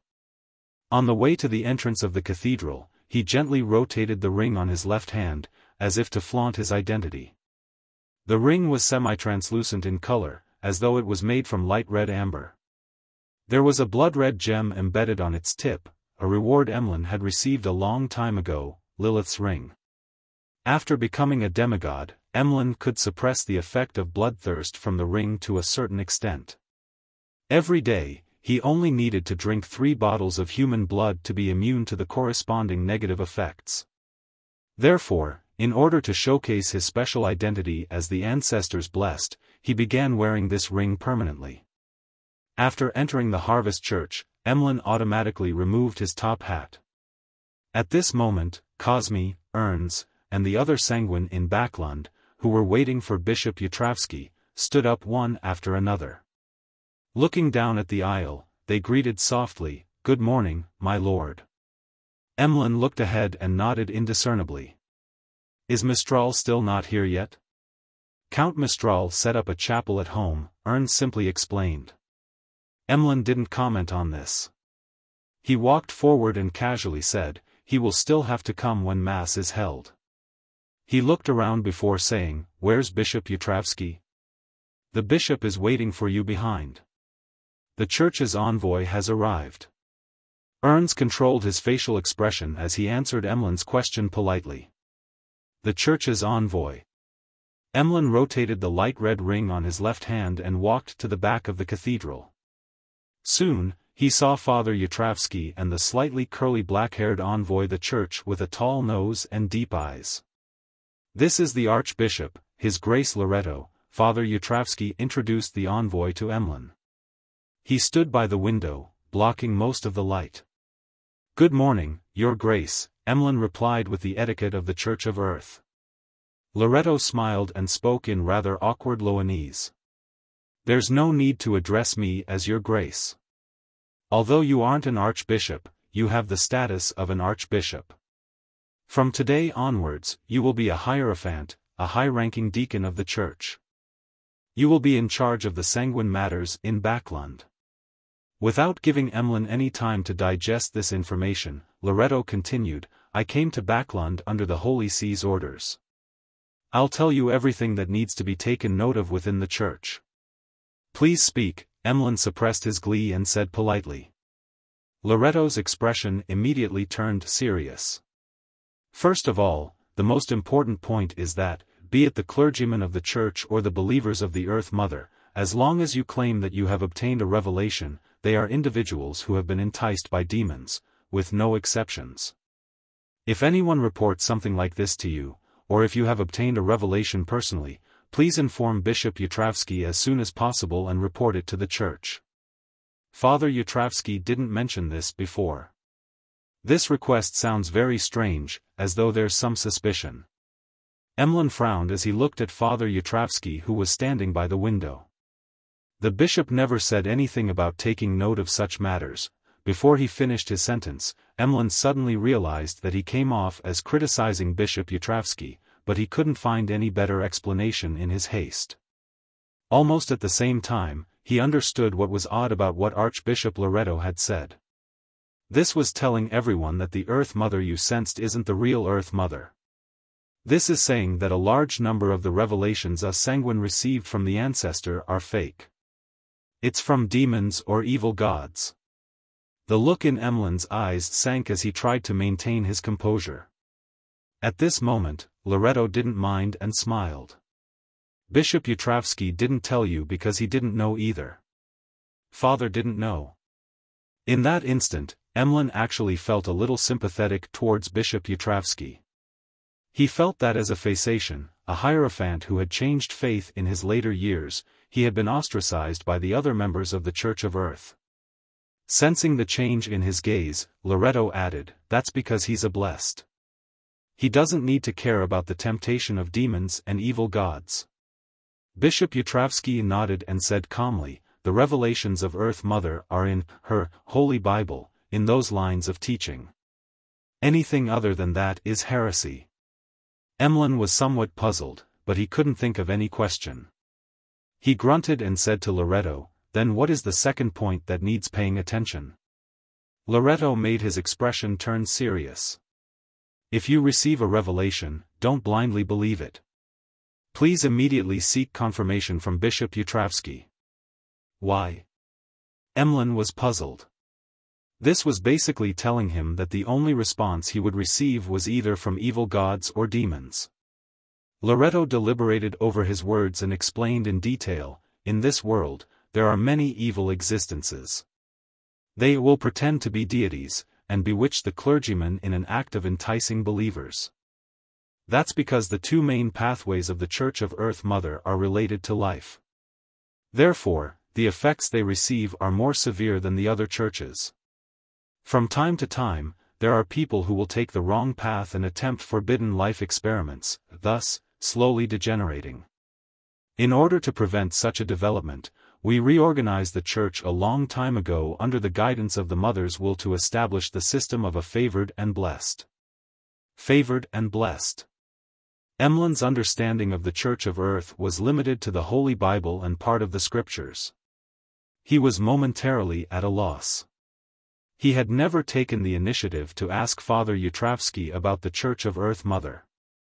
Loretto glanced at Emlyn and nodded slightly. The favored are clergymen who have won the Mother's favor and are from the two pathways of Earth and Moon.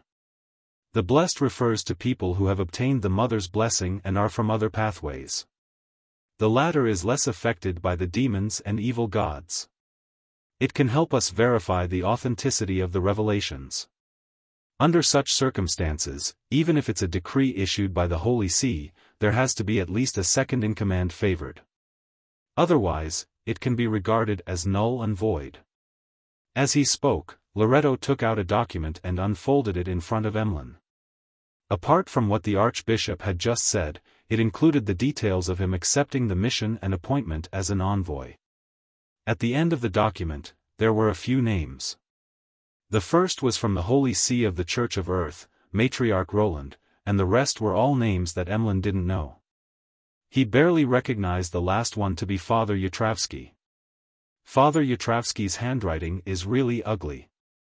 As Emlyn mumbled to himself, he began to have a strong sense of doubt regarding the blessed and favored system. Why were the blessed less enticed by evil gods or demons?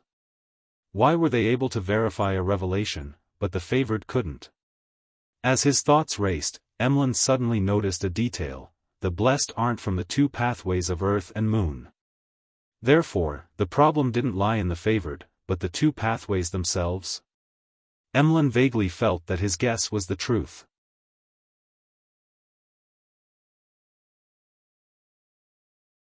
Chapter 13:11 New Mission. Emlyn vaguely sensed that there might be some abnormalities in the two beyonder pathways of Earth and Moon, but he didn't ask Archbishop Loretto about it directly. He doesn't seem like he would answer. It's better to wait for the next tarot gathering to ask the world, the Hanged Man, and the others. Emlyn nodded indiscernibly, indicating that he already knew the difference between a favored and a blessed as he muttered to himself. He didn't consider seeking Mr. Fool's answer, because he felt that there was no need since the corresponding problem wasn't too important.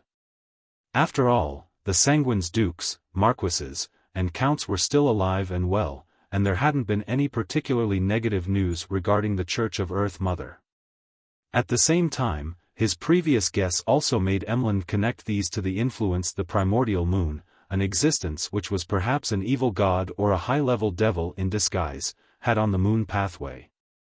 He had once caused many sanguine who had prayed to him to lose control, turning into monsters that only knew how to mate and reproduce. Emlyn suspected that this was one of the evil existences that sent the fake visions and revelations.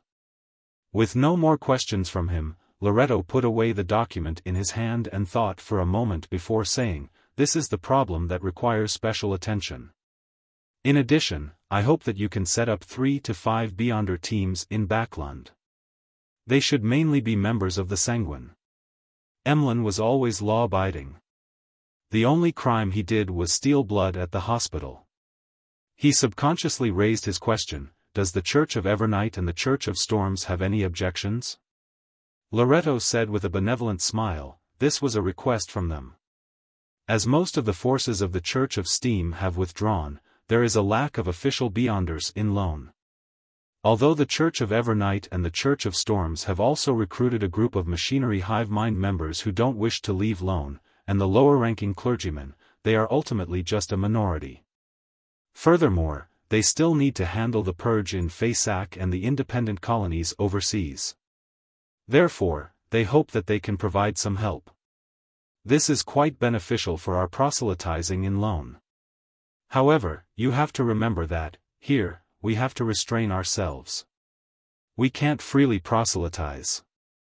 Just be on the same level as the remnant Church of Steam. Of course, our believers won't be able to catch up to the Church of Steam for a long period of time.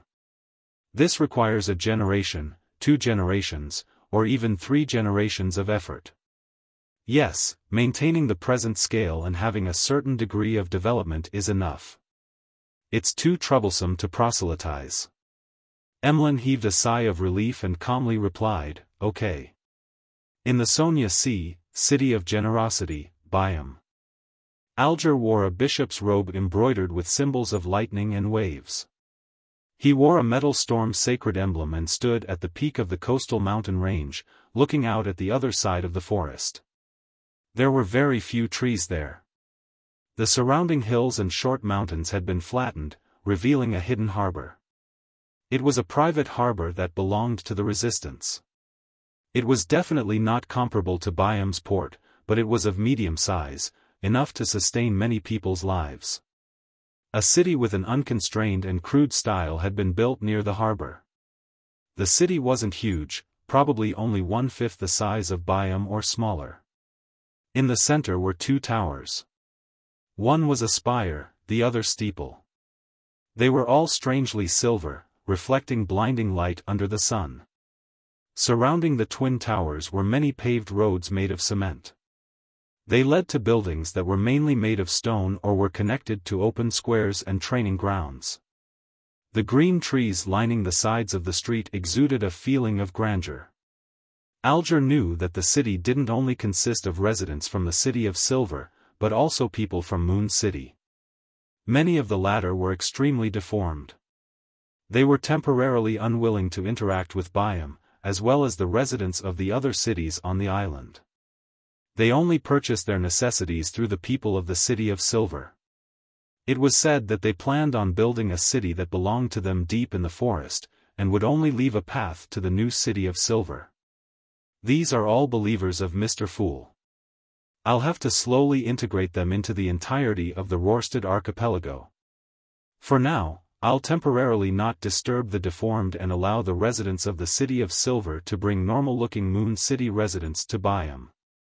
Alger seriously considered his subsequent actions.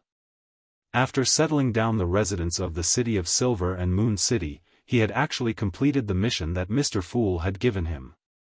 However, he believed that he was still far from being able to exchange for Sea God's identity, authority, and status. Therefore, he did his best to deal with the problems left behind by the Great Migration. To be frank, Alger was most worried that Mr. Fool didn't give him anything to do.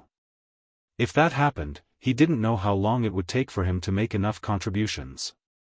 Accompanying the new City of Silver's establishment and the immense vibrancy it exuded, he acutely sensed danger. There was more than one sequence 4 demigod in the City of Silver and Moon City, and they were Mr. Fool's loyal believers. Perhaps, Mr. Fool would one day bestow the identity, status, authority, and power of Sea God to one of them. There are 2 Grade 0 sealed artifacts in the City of Silver, a Sequence 3 Saint, 3 Sequence 4 Saints, and nearly 10 Grade 1 sealed artifacts, as well as a few demigod beyonder characteristics that can temporarily be used as Grade 1 sealed artifacts. There are 3 demigods in Moon City, 5 Grade 1 sealed artifacts, and a large number of potion formulas. Alger only made a slight calculation before realizing that the 2 factions that came under Mr. Fool were a little terrifying. All of them combined was equivalent to a quarter of the Church of Storms. According to what Alger knew, the number of Grade 0 sealed artifacts each church had numbered between 5 to 8. There were fewer than 4 grounded angels active at present. In this aspect, they were indeed much stronger than the combined Moon City and City of Silver. However, the Orthodox churches had no advantage in numbers when it came to Grade 1 sealed artifacts and saints, especially the latter. Due to an all-out war, with the brass increasing the number of saints by nurturing them, the Church of Storms only had around 20 saints. The Church of the Sea God doesn't have a demigod yet, but it won't be long before a new Sea God will appear. As for the angels under Mr. Fool, there's the World, the Death Consul, and the Angel of the Fate Pathway. There are the saints from our tarot club. The more Alger thought about it, the more alarmed he became. He realized that he was a little slow in this aspect. Perhaps it was because he couldn't extricate himself to take an objective look at things, and although he had always been amazed by such matters, he finally came to a clear realization today. Unknowingly, Mr. Fool's faction had already developed to a level that was comparable to an Orthodox church. Even if there was a certain gap, it was only due to the lack of accumulation that needed to span across years. And it hadn't even been 3 years since Alger joined the Tarot Club. If I hadn't experienced all these changes myself, I definitely wouldn't have believed it. Alger sighed inwardly as he fervently wished to do something for Mr. Fool so that he could quickly accumulate the contributions needed to transform into sea god. When that happened, he could truly cast his gaze towards the Book of Calamity and attempt to complete the request of the Elven Queen, Kohinum. Retracting his gaze, Alger glanced at Byam at the foot of the mountain. He saw that this city, which hadn't suffered any serious damage in the war, had once again lit up. It could also be called the most prosperous city in the Sonia Sea. At that moment, the priests, bishops, and believers of the Church of the Lord of Storms were cooperating with the new government civil servants and the Church of Sea God to build schools and hospitals to the children in the slums and the natives with no financial capacity that would provide education, medical treatment, and assistance. As Alger watched the people walking along the streets like ants and the colorful buildings that were different from the vast majority of Lone, the corners of his mouth curled up slightly before he wiped away his smile. He narrowed his eyes, unsure what he was experiencing or enjoying. At that moment, a grayish-white fog suddenly appeared in front of him. Following that, he saw the ancient palace and blurry figure in the middle of the fog. He heard Mr. Fool's words, "A mission. Monitor a man named Verdugo Garcia." Along with the revelation, plenty of miscellaneous information rained down and drilled into Alger's mind, allowing him to know the exact situation of Verdugo Garcia. He was a member of the Abraham family that had concealed his identity. He had recently left Desi County and had come to the Rorstad archipelago. Alger was thrilled. He bowed his head respectfully in response. "By your will." Klein knew that Verdugo Garcia Abraham had left the northern continent and was heading to the Rorstad archipelago, as Dorian Gray had mentioned this when he prayed. He knew very well that the person named Verdugo yearned to save Mr. Dor so that the King of Angels could return to the real world. The reason why Klein had gotten Miss Magician to inform the Abraham family of one of the rituals that helped Mr. Dor escape was because the trust between the two parties was insufficient. If he were to hide it or lie by saying that an angel needed to be hunted for the ritual, the Abraham family would definitely suspect Furs and make her continue contacting Mr. Dor and try to confirm it through other means. Once they discovered anything, Klein would lose control of the Abraham family, preventing him from nipping the problem in the bud. If it had been a few years ago, Klein wouldn't have been too worried about such problems. However, as the apocalypse approached, the infiltration of the outer deities would only increase. It was possible that a member of the Abraham family would come into contact with a corresponding item or believer and obtain the correct ritual. Therefore, Klein believed that the ritual that was extremely difficult to complete could be used to effectively gain the trust of the Abrahams, allowing them to deepen their faith in Mr. Fool and become more devout. Then, he could monitor the extreme ones among the devout and grasp their trajectories, and interfere with them in time.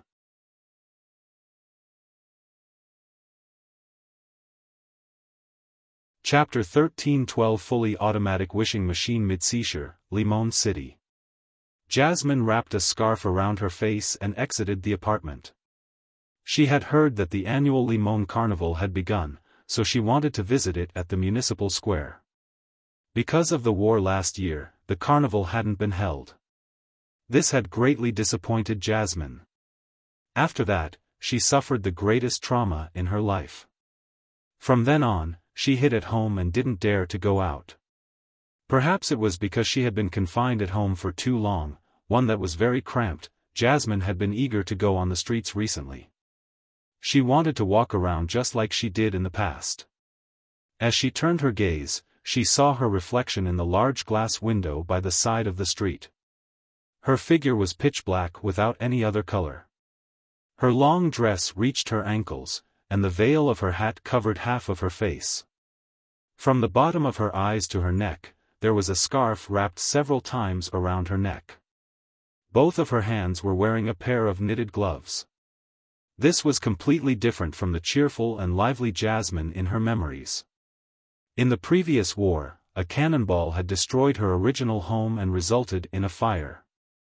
She suffered burns to the face, causing her body to be covered in wounds. If not for the fact that she was lucky enough, Jasmine would have died from the serious injuries. But even so, she felt like her life had ended from that very moment. Her nose had been burnt away, leaving only 2 black holes. There were many traces left behind by the fire on her face, neck, and hands. If she were to walk in the dark, she would pass off for a devil perfectly. Jasmine clearly remembered one thing: on the first night of moving to this apartment, she had washed up in the public bathroom before sleeping. Just as she walked out of the door, she saw a youth walk over. The youth had also seen her. Under the crimson moonlight, the youth revealed an expression of extreme horror, as if he would jump up at any moment. He turned around and ran away. Finally, he controlled himself and took a few steps to the side, not daring to look at Jasmine's face again. This pierced through Jasmine's fragile heart. From that day onwards, she never left the house again. Even if she had to wash up, she would wait until it was late at night. In this aspect, she was very grateful to her parents because they didn't say a word. They did their best to maintain their lives, relying on their original savings and the work they later found to barely support the family. They didn't need Jasmine to work outside for a salary. After walking a distance, Jasmine saw the main venue of the carnival, Lemon City Municipal Square. There was a sea of heads and all kinds of reveling emotions. The enthusiastic atmosphere made Jasmine subconsciously stop in her tracks. She didn't dare approach, afraid that someone would notice that she was dressed strangely, afraid that she might accidentally drop her scarf. After hesitating for a few seconds, she finally stopped. She found a clean spot by the street and sat down. She stared intently at the municipal square. After an unknown period of time, Jasmine sensed someone beside her. It was a young man in a long black robe and a tall hat. He was like a magician from a circus. "The municipal square is over there." Jasmine wanted to remind him, but after she quivered her lips a few times, she didn't part them. She didn't dare to speak to anyone. However, the young man took the initiative to walk over. He took off his hat and bowed slightly. "Miss, do you know what this machine is for?" "Machine?" Jasmine subconsciously looked up and dazedly followed the young man's gaze. Under the street lamp, a small wardrobe-like machine was sitting there at some point in time. Its surface was a brass color with a few transparent glass, gears, and bearings embedded in it. The components were exposed, looking very crude. Jasmine retracted her gaze and shook her head, indicating that she didn't know what the machine was. At the same time, this also expressed her intention to reject conversing. "It's called a fully automatic wishing machine," the young man introduced with a smile. "It's my invention. It can automatically fulfill the wish of someone who operates it. By the way, I forgot to introduce myself. My name is Merlin Hermes, a wandering magician." Fully automatic wishing machine. Jasmine realized that she could understand every single word but failed to understand the combined name. "You can give it a try. As the first user to experience it, it's free," Klein, who had taken on the identity of Merlin Hermes, said with a smile. Jasmine shook her head, refusing the conversation. Klein didn't give up. He looked at her and said, "For example, you can make a wish to be restored with your original looks." These words were like a sharp arrow that shot into Jasmine's heart. She stood up in shock and retreated hastily in an attempt to leave. She suspected that he had already seen her current appearance. "If you don't give it a try, how do you know that your wish won't come true?" "It's free," Klein said unhurriedly as he looked past her into the background. Jasmine gradually slowed down and finally stopped. If she could be restored with her original looks, even if she had to pay a huge sum of money, she would still be willing to do so. However, she knew that the wish in her heart couldn't be granted by money. "I don't have to pay anything. It's a free try." What if it comes true? Jasmine's thoughts were in an upheaval, and she slowly turned around as if she was being enticed by a devil. Really? She asked in a hoarse voice. Klein pointed at the machine. I can retreat 10 meters, and all you need to do is to turn the wrench on the machine. You don't have to remove your hat and scarf. The last sentence moved Jasmine into action as she quickly nodded and said, okay. Not long after Merlin retreated a certain distance, Jasmine moved closer to the machine, gingerly grasping the wrench on the door. She was actually very worried that this was part of a prank that involved pulling the wrench, such as being splashed by water. This was something that would happen every year during the carnival. She and her friends had often played such pranks on others, but compared to a wish that could be fulfilled, she felt that it was an acceptable risk. Even if it was proven that having her wish granted was impossible, it could still be treated as her experience at the carnival. Remember to make your wish before you turn it, Klein reminded her from not too far away. Jasmine collected her thoughts and silently voiced her wish. I want to return to my former self before the burns. With that, she turned the wrench nervously and expectantly. In the next second, the door to the fully automatic wishing machine opened. A normal wooden cane reached out and tapped Jasmine's forehead. What Jasmine didn't notice was a golden ring embedded with rubies that had appeared on her hand. When the wooden cane retracted back into the fully automatic wishing machine, the golden ring with the rubies disappeared as well. As the gears turned, Jasmine saw the machine's door slowly close. That's it? She thought blankly. She didn't experience the feeling of having her wish fulfilled, nor was she being pranked. Everything seemed so strange. Congratulations. Your wish has been granted. Klein walked back and clapped gently like a witness to a magical event. My wish has been granted. How is this possible? Just as this thought flashed through her mind, she suddenly felt something beneath her scarf. The spot where there were only 2 black holes left had been propped up. Jasmine slowly raised her hand and touched her face, clearly sensing the presence of her nose. And the quality of her breathing proved this point. She suddenly turned around, her back facing Merlin Hermes. She walked to a shop by the side of the street and cast her gaze at the glass window. Then, she removed the scarf covering her face. Eyes that weren't big, a nose that wasn't too well defined, and her lips that weren't too full, the freckled face of a girl was reflected on the window. Jasmine subconsciously raised her hand and covered her mouth. Her eyes glistened. After a few seconds, she raised her arm and wiped her face with her sleeve. She turned to look at Merlin Hermes and said, "Are you a god?" "I'm just a magician who likes to create miracles." Klein smiled as he pointed at the machine beside him. "The thing you should thank the most is that, the fully automatic wishing machine." Fully automatic, Jasmine's emotions stirred as she subconsciously repeated. Klein nodded and said, "Yes, a fully automatic wishing machine that can operate without any external help. You can understand it as a gas meter. As long as you throw in a coin, you can get a wish granted like how you obtain gas. The specific steps are very simple. Throw 1 penny in and make your wish before turning the wrench. Remember, only 3 wishes can be fulfilled." While explaining, Klein inwardly mocked himself, "If I were to unfortunately die one day and become a sealed artifact, I hope it's something similar to the fully automatic wishing machine." After leaving the capital of Mid-Seashire, Constant City, Klein changed the method of granting other people's wishes to prevent himself from being too bored. One had to learn to seek joy in mundane work. How miraculous! Jasmine couldn't find the words to describe how she felt inside. Her exhilarated emotions calmed down a little. Will this fully automatic wishing machine stay here forever? Jasmine asked hesitantly. Klein smiled and said, "No. It could stay here for 3 days, or maybe not that long. Perhaps it would disappear when the sun rises. But it won't disappear forever. Perhaps one day, you will see it at the corner of the street again.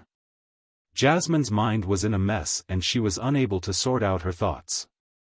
All she could do was bow to the machine and say seriously, "Thank you, Mr. Fully Automatic Wishing Machine."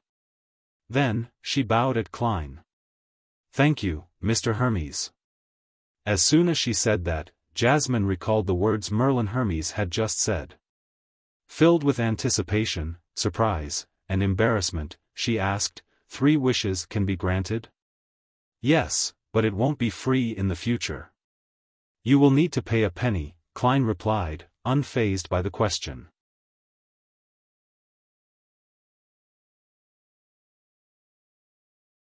Chapter 13:13 The third wish. Jasmine was excited, but she was still worried. What kind of price has to be paid?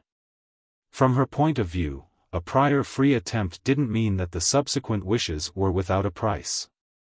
Klein adjusted his tall hat and smiled. "The penny you paid is the price. The corresponding change that you have to bear after achieving your wish is also the price." Jasmine nodded without completely understanding him. Without any hesitation, she reached into her pocket and attempted to take out a few copper pennies for her wish. However, her pocket was empty except for a handkerchief. Having stayed home all this while, she hadn't had any contact with money. She had relied on walking to go from home to the municipal square instead of taking a trackless public carriage. Aye. Can I go home first?" Jasmine asked, both vexed and embarrassed. "Of course, this is your freedom, but I can't guarantee that the fully automatic wishing machine will always be waiting for you here," Klein said with the tone of a magician. "Sometimes, it's very willful." Jasmine tersely answered, thanked him, and turned around, jogging in the opposite direction of the municipal square. The more she ran, the more relaxed her body became. She found herself in her formerly healthy state before she was burnt, transforming back into a teenage girl in her prime. To her, this was a scene that would only appear in a dream. Of course, as an ordinary person, she gradually felt exhausted after running for a while. She had no choice but to slow down and begin walking slowly. The cool night breeze blew, revealing resplendent stars peeking through the clouds high up in the sky. The trees by the side of the street swayed gently and scattered the swaying shadows on the ground. All of this was so quiet and beautiful. Jasmine only felt her body and mind relax, and all her worries disappeared. This was the first time she was in such a good mood ever since she was injured. Unknowingly, a smile appeared on her face.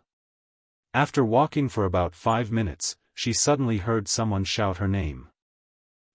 Jasmine?" Jasmine turned her head and saw a familiar face. It was her former neighbor, Mrs. Hamill. "Good evening, Mrs. Hamill, I haven't seen you in a long time. Are you going to the carnival?" Jasmine, who wasn't wearing a scarf, said with a heartfelt smile. Mrs. Hamill was a woman with a head of white hair. She carefully sized up Jasmine and said, "I haven't seen you since you moved away. I heard that you were injured in the previous blast." "Yes, but I've recovered." Jasmine nodded heavily. She then asked, "How is Jolie now?" Jolie was Mrs. Hamill's eldest daughter, and was her former playmate. Mrs. Hamill's expression instantly wore a shade of gloom. The Phasations did unspeakable things to her, and she ended up dying. Jasmine was taken aback, thinking back to her experience while feeling sad. A Phasation soldier had rushed into her house in an attempt to do unspeakable things to her, but he only gave her a kick and left when he saw her disfigured face. Poor Jolie. Jasmine sincerely tapped her chest 4 times in a clockwise fashion, outlining the stars. It was only after she heard what had happened to her friend that she realized that she might have been relatively lucky. After bidding farewell to Mrs. Hamill, Jasmine walked back to her apartment. When she got home, she felt much better and her mood was back to normal. She started to look forward to the expression her parents would have when they saw her appearance restored. They probably wouldn't keep the pain deep in their hearts and pretend that nothing has happened. They would definitely cry with joy and hug me. Jasmine took the key that was hanging around her neck like a necklace, and as she thought about it, she opened the door. The room was dark. None of the candles or the gas wall lamps were lit. On the bed outside, light and heavy snoring could be heard from her parents, forming a contrast with the bustling municipal square. They're asleep. Yes, they've been working hard. Jasmine gently closed the door and walked to her parents' bed. With the crimson moonlight shining in through the window, she cast her gaze over. Daddy has a lot of white hair, and his wrinkles have deepened. Mommy keeps frowning when she sleeps. Her face is flaking, it's dry, and coarse. Only then did Jasmine realize that she hadn't seriously looked at her parents' faces for a long time. She didn't know that they had aged so much. Before the war, her father was an accountant with a pretty good income.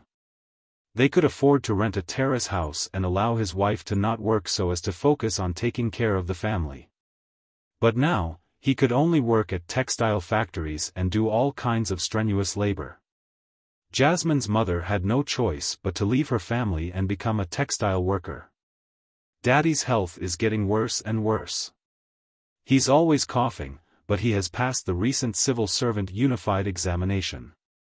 When the interview results are announced, he will have a decent job. Mommy keeps complaining that her arm is getting worse.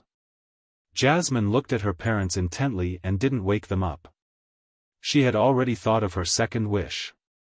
Softening her footsteps, Jasmine entered the room inside and poured out the last few pennies from her piggy bank that she had previously almost emptied. Then, she left the apartment and boarded a trackless public carriage.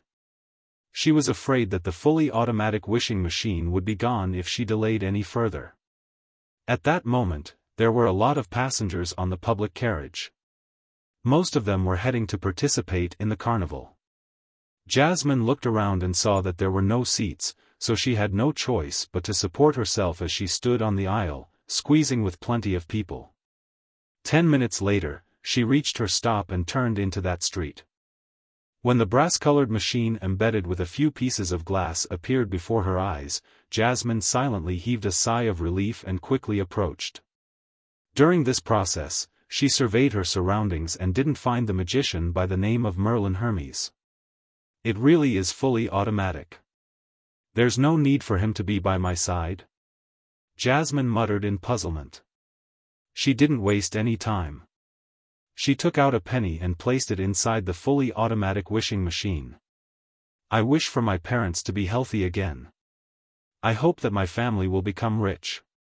Jasmine softly voiced her wish. She closed her eyes and waited for the miracle to happen. In the next second, she heard the clanging sound as though a coin had rolled out from the fully automatic wishing machine. Jasmine opened her eyes in shock and looked ahead, only to see that the penny she had just put into the machine had landed on a small tray around the coin slot. This wish can't be fulfilled? A wish can't contain too much content. My wish was actually 2 wishes. With the experience of being cured of her burns, Jasmine didn't suspect that there was something wrong with the fully automatic wishing machine. She thought seriously and stuffed the penny into the coin slot. Then, she lowered her head and made a wish softly. I hope my parents are healthy again. This time, she heard a soft knock sound out from the fully automatic wishing machine. Tack! Seeing that the copper coin remained inside the machine, Jasmine knew that her wish had been fulfilled. She couldn't wait to go home and check on her parents' situation. Suppressing her excitement, she inserted another penny. She had originally planned on making her family wealthy, but remembering that her father was basically going to become a civil servant in Limon City, and that her family income was guaranteed, she couldn't help but have other thoughts about it. When she was 10 years old, she already knew that she wasn't good-looking. It wasn't that people around her would despise her and say that she wasn't good-looking, but amongst her playmates, there were 2 rather beautiful girls. This allowed them to be accorded with greater treatment and experience the kindness of the world. Such a comparison only served to make Jasmine inevitably dream of becoming prettier as she grew older. But reality proved that dreams could only be dreams. However, this time, her dream could turn into reality, because she had a miraculous fully automatic wishing machine in front of her. If I can make myself beautiful, I can find a good husband, and I can improve my family situation. Jasmine seemed to have heard the devil whispering in her ear. She closed her eyes uncontrollably and made a wish. I wish to become extremely, extremely, extremely beautiful. She used extremely thrice to accentuate the beauty she wanted. Just as she finished speaking, the door to the fully automatic wishing machine opened once again. A silver-white mask was pushed out and covered her face. Jasmine quickly opened her eyes and happened to see the mask disappear. At the same time, she felt something connect to her.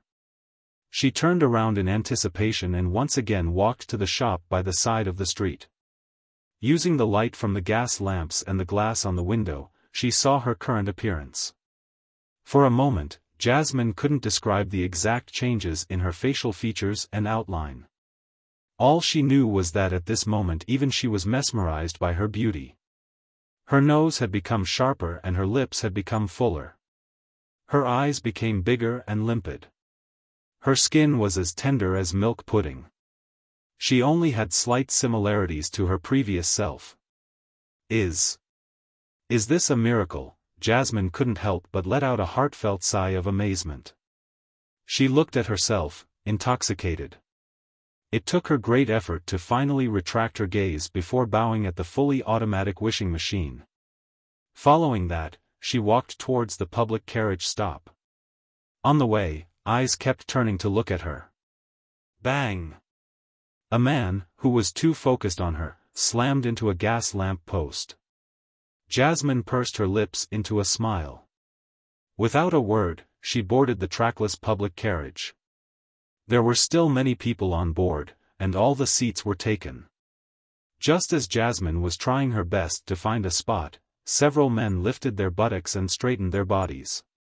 They looked at her and smiled. "Miss, you can sit here." Jasmine was momentarily stunned. She hadn't expected to receive so much kindness. She didn't decline and sat down. She smiled at the man who had given up his seat. "Thank you." The man's expression became extremely animated as he said humbly, "This is what a gentleman should do." Jasmine still retained the habits from when she was previously cooped up at home, so she didn't say anything else. She quietly sat there until she reached the stop near her apartment. Then, she got off the carriage. After a few steps, she suddenly felt that someone was looking at her. She quickly turned her head to look. It was a drunkard. He was staring at Jasmine with an indescribably disgusting look. Jasmine jumped in fright and briskly walked to her apartment. However, the men she met along the way revealed similar looks, as though they could turn into beasts at any moment. At that moment, Jasmine felt as though she was walking in the wilderness.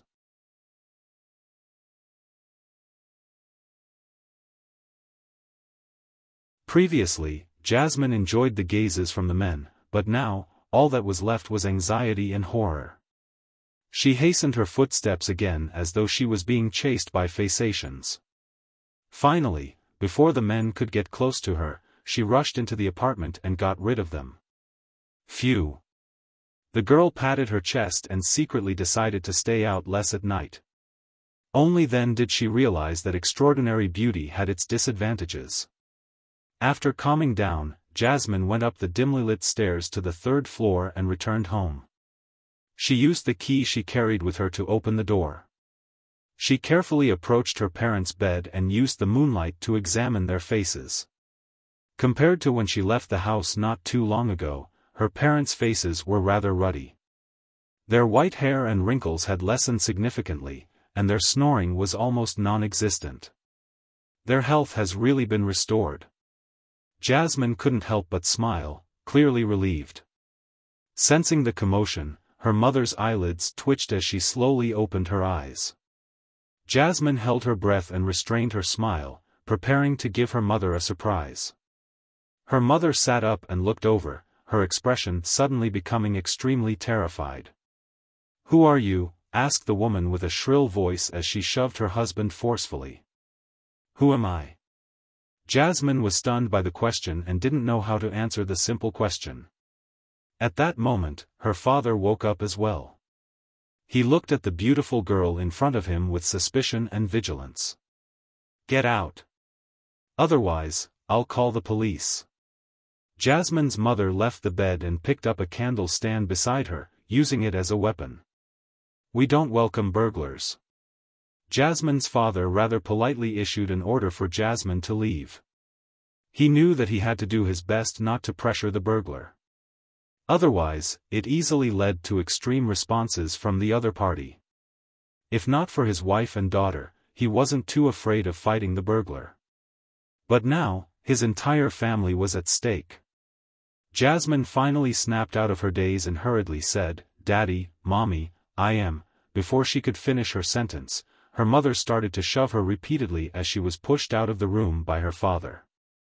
No one cared about what she said. Under such circumstances, no one cared. Thud.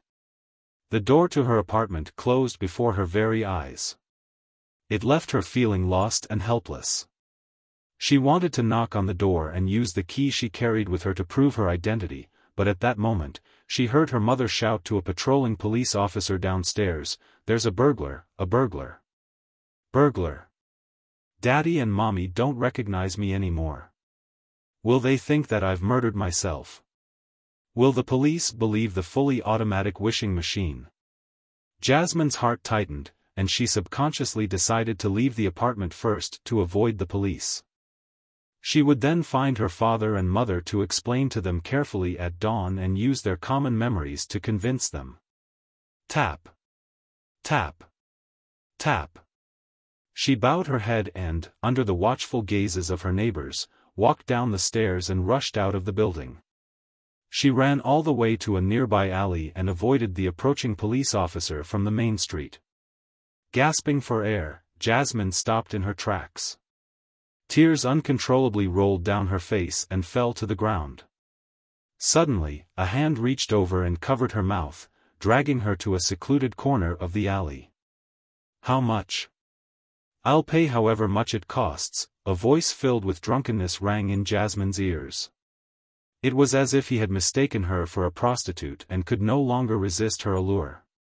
Jasmine tried her best to struggle, alarmed, afraid, and desperate. Just as she was about to break down, the drunkard released his hand. "Miss, are you all right?" A hoarse male voice sounded. Jasmine dashed away from the drunkard before turning around to see a police officer in a black and white checkered uniform. As Jasmine spoke, she began to cry. The policeman looked at her sympathetically and said, "We will take legal action on him. However, miss, you'll need to return to the police station with me to record your statement." Jasmine was in a state of extreme panic and extreme helplessness. She subconsciously nodded. Not long after, she sat in the police station's testimony room nearby. Facing her was the same police officer and his colleague. The policeman deliberated over his words and asked, "So you're telling me, he didn't ask you if you were a prostitute, and you didn't do anything that might come off as soliciting customers?" He was worried that his words would hurt the beautiful girl in front of him. Jasmine held a coffee cup and lowered her head to take a sip. "Yes, I just reached the alley." "All right, let's end it here. Miss Jasmine, can you tell us where your house is? We will get someone to send you back." Another policeman tried to get in her good books. Recalling his parents' reaction and the disgusting gazes, Jasmine couldn't help but shudder. She said in tears, "I had a quarrel with my parents and can't return home for the time being. Perhaps you can take me to the nearest hotel." At this point, she remembered that she was only left with a few pence. There was no way she could stay in a good hotel, and the cheap motels were practically dangerous to her. The first policeman was taken aback. "Okay." On the way to the nearest hotel, the policeman hesitated several times before finally saying, if you plan on becoming a street girl, you can come to me. There's no need for you to go through that much effort. Upon hearing this, Jasmine felt on the brink of mental collapse. It was just different from when she first saw her face after the fire. This made her feel extremely insecure and she remained silent. Fortunately, the police officer didn't force her and sent her to the entrance of the nearest hotel. "There's no need to go in with me. I'll go by myself." Jasmine rejected the policeman's suggestion of sending her to her room. After the police officer left, she quickly walked out of the hotel without completing the check-in procedures. She wanted to go to the municipal square, to the place where the fully automatic wishing machine was to cancel her previous wish. Such beauty was terrifying. After taking a few steps, Jasmine removed the scarf around her shoulders and wrapped it around her face in layers, just like how she left her home that very night. Back then, there were still burned scars on her face. Her missing nose and damaged lips made her look like a devil. When she arrived at the municipal square on a trackless carriage, she entered the street once again and saw the brass fully automatic wishing machine. Jasmine's heart immediately calmed down. She quickened her pace and arrived in front of the machine. Then, she was at a loss. She didn't know how to cancel her last wish. Your first wish was a free trial, and it wasn't counted in the 3 wishes. So you have one more wish. Jasmine suddenly heard Mr. Merlin Hermes's voice. She turned her head and saw that across the street, under the dim yellow light of the street lamp, the magician wearing a tall hat was looking calmly at her. Good, good. Jasmine hurriedly took out a copper penny and inserted it into the fully automatic wishing machine. "I hope my previous wish is cancelled," she said with her eyes closed as she gripped the wrench and spun it. Tack! She heard the dull thud once again. When she opened her eyes, she rushed to a nearby shop. She stopped in front of the glass window and removed the scarf wrapped around her face.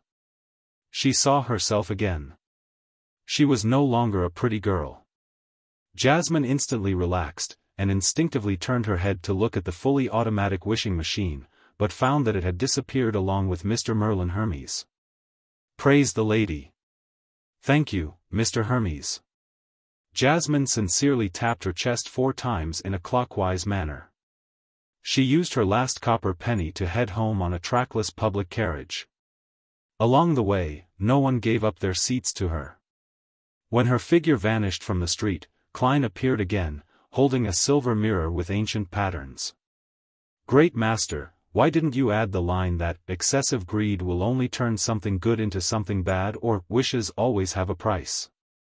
This will make the whole matter seem even more philosophical. It will be elevated into a fable." On the surface of the mirror, silver words appeared. Klein smiled and said, "The biggest problem was that I couldn't use normal methods to satisfy her extremely beautiful wish. Lie can only adjust her looks to a certain extent. Therefore, I had no choice but to use one of the effects of a sealed artifact that originated from a demoness to graft it onto her. That resulted in her stunning beauty and terrifying charm.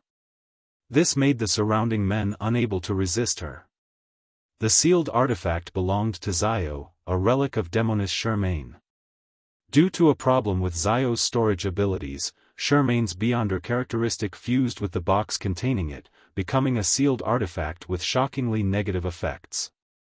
This caused Zio's younger brother to look at the box strangely. In order to resolve this problem, Zio made a wish for Mr. Fool to seal the item for her.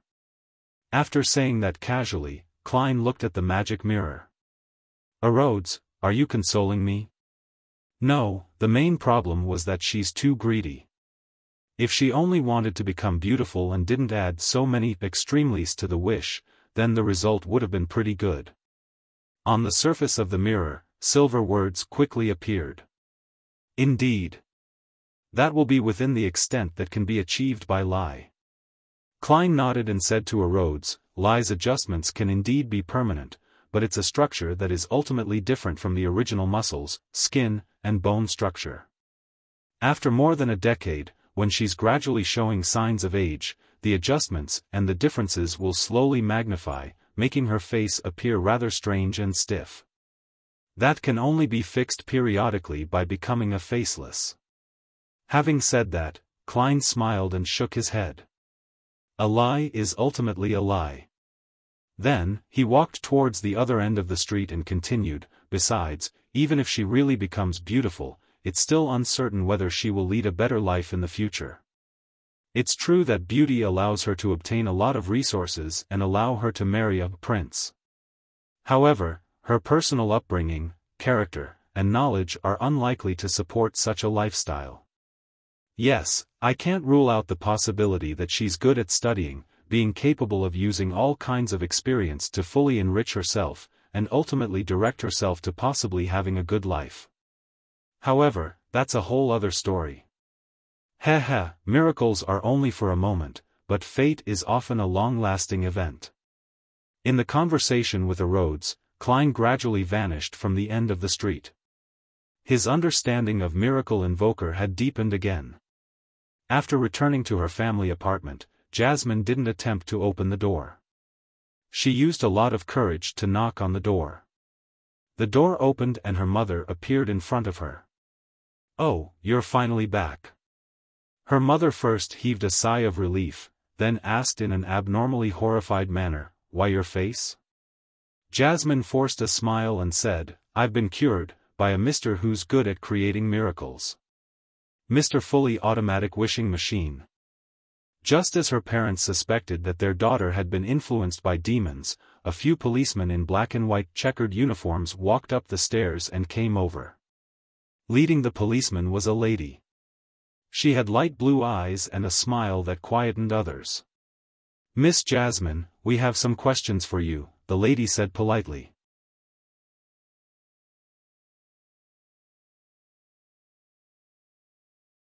Chapter 13-15 Summary Report. Jasmine felt that she should have been afraid, but she found it difficult to have much strong emotions facing the female police officer in front of her. She felt like her body and mind had unknowingly settled down after crying for a long time. She looked at her parents who had a complicated expression and asked hesitantly, "Okay, what questions do you have?" The female policeman with the rank of superintendent pointed at the door and said, "Let's talk inside." She didn't get Jasmine's parents to leave. She only ordered the two police officers with her to guard by the door. After closing the door, she pulled a crude round stool over and sat down without standing on ceremony, looking very relaxed. This immediately made Jasmine and her parents less tense. "You may call me Ma'am Gray." The officer introduced herself and pointed at another chair and the bed. "Have a seat." When everyone in the room found their seats, she smiled at Jasmine and said, "I received a report saying that there were some incomprehensible things happening around you. For example, a male's desire for committing sexual assault had far exceeded normal standards. This doesn't mean that there are no bad people or criminals among them, but the ratio is too high, so high that it's strange." At this point, she swept her gaze across Jasmine's face. "From what I know, you were seriously injured during the fire and was permanently disfigured. But now, I can't tell any of that. What do you have to say about this?" Jasmine's heart tensed up again. She didn't dare hide anything and said in a panic, "I went out tonight to the municipal square to attend the carnival. While I was passing by a particular street, I encountered a wandering magician who called himself Merlin Hermes. He said that he had invented a machine called the Fully Automatic Wishing Machine. All I had to do was insert a penny, softly state my wish, and turn the wrench, then my wish would be granted. He said that I was the first user, so I could experience it for free once. Then, I was restored to my original state, having all my injuries healed. Officer, that's what happened. You must believe me." With that, she glanced at Mrs. Gray and her assistant before looking at her parents, trying to get their approval. However, her parents clearly said, "How is this possible?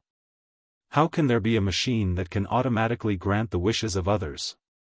How can there be something as good as granting a wish cost only a penny? Besides, the first user experienced it for free." Gray and her assistant didn't show any obvious expressions, making Jasmine unsure if they believed her or not. Continue. Seeing her pause, Gray nodded encouragingly. Jasmine hurriedly mentioned how she returned home to get some coins before recounting in full how she wished for her parents to regain their health and how she wanted to become beautiful. Finally, she said, "I was indeed very beautiful. Even I couldn't move my eyes away. This made me experience a lot of kindness, but later on, the surrounding men started to frighten me. In addition, Daddy and Mommy didn't recognize me and chased me out of the house. I was scared, very scared. I returned to the machine and made a third wish. Yes, that Mr. Merlin Hermes said that the first wish was free, and wasn't part of the 3 wishes. In short, I returned to my original appearance and met you." Upon hearing these words, Jasmine's parents instantly thought of the beautiful burglar from before. Then, they realized that their bodies were indeed much healthier than before. Their vision had recovered and their arms had sufficient strength. Everything seemed different. They began to believe Jasmine's description, but they felt even more terrified. It was as if they had encountered a demon, exactly the same as those stories in folklore. Gray nodded gently. "I've seen many matters that are beyond your imagination, but this is the first time I've heard of something like a fully automatic wishing machine. Compared to a wishing lamp or wishing pool in folklore, this is too modern." After a pause, her expression turned serious. "As an experienced law enforcer, I'll give you 3 suggestions. First, don't believe in such things again from now on. Under most circumstances, the easy granting of wishes brings about a huge disaster. There's nothing wrong with describing it as the temptation of demons." Jasmine nodded heavily, indicating that she wouldn't dare to do it again. That final experience still left her feeling afraid. Secondly, go to the cathedral as soon as possible and repent to the bishop. Get him to purify you. Gray looked around and said, "Your entire family must go." Seeing that Jasmine and her parents were about to say that they already had this in mind, Gray turned to Jasmine. "My department still lacks some staff. You can consider joining us. This way, I can monitor your situation at any time and deal with any abnormalities in time. As for the salary, trust me, it's about the same as a civil servant." "The salary is about the same as a civil servant's. I can be protected. There's something that nice?" Jasmine asked in disbelief, "What department is it?" Gray smiled and said, "I'll give you an address. Come to my office tomorrow, and I'll fill you in on the details." "All right." Jasmine was in a state of panic and unease. She would grab a life-saving straw the moment it appeared. A week later, Jasmine officially joined the Nighthawks in Limon City and became a civilian staff member.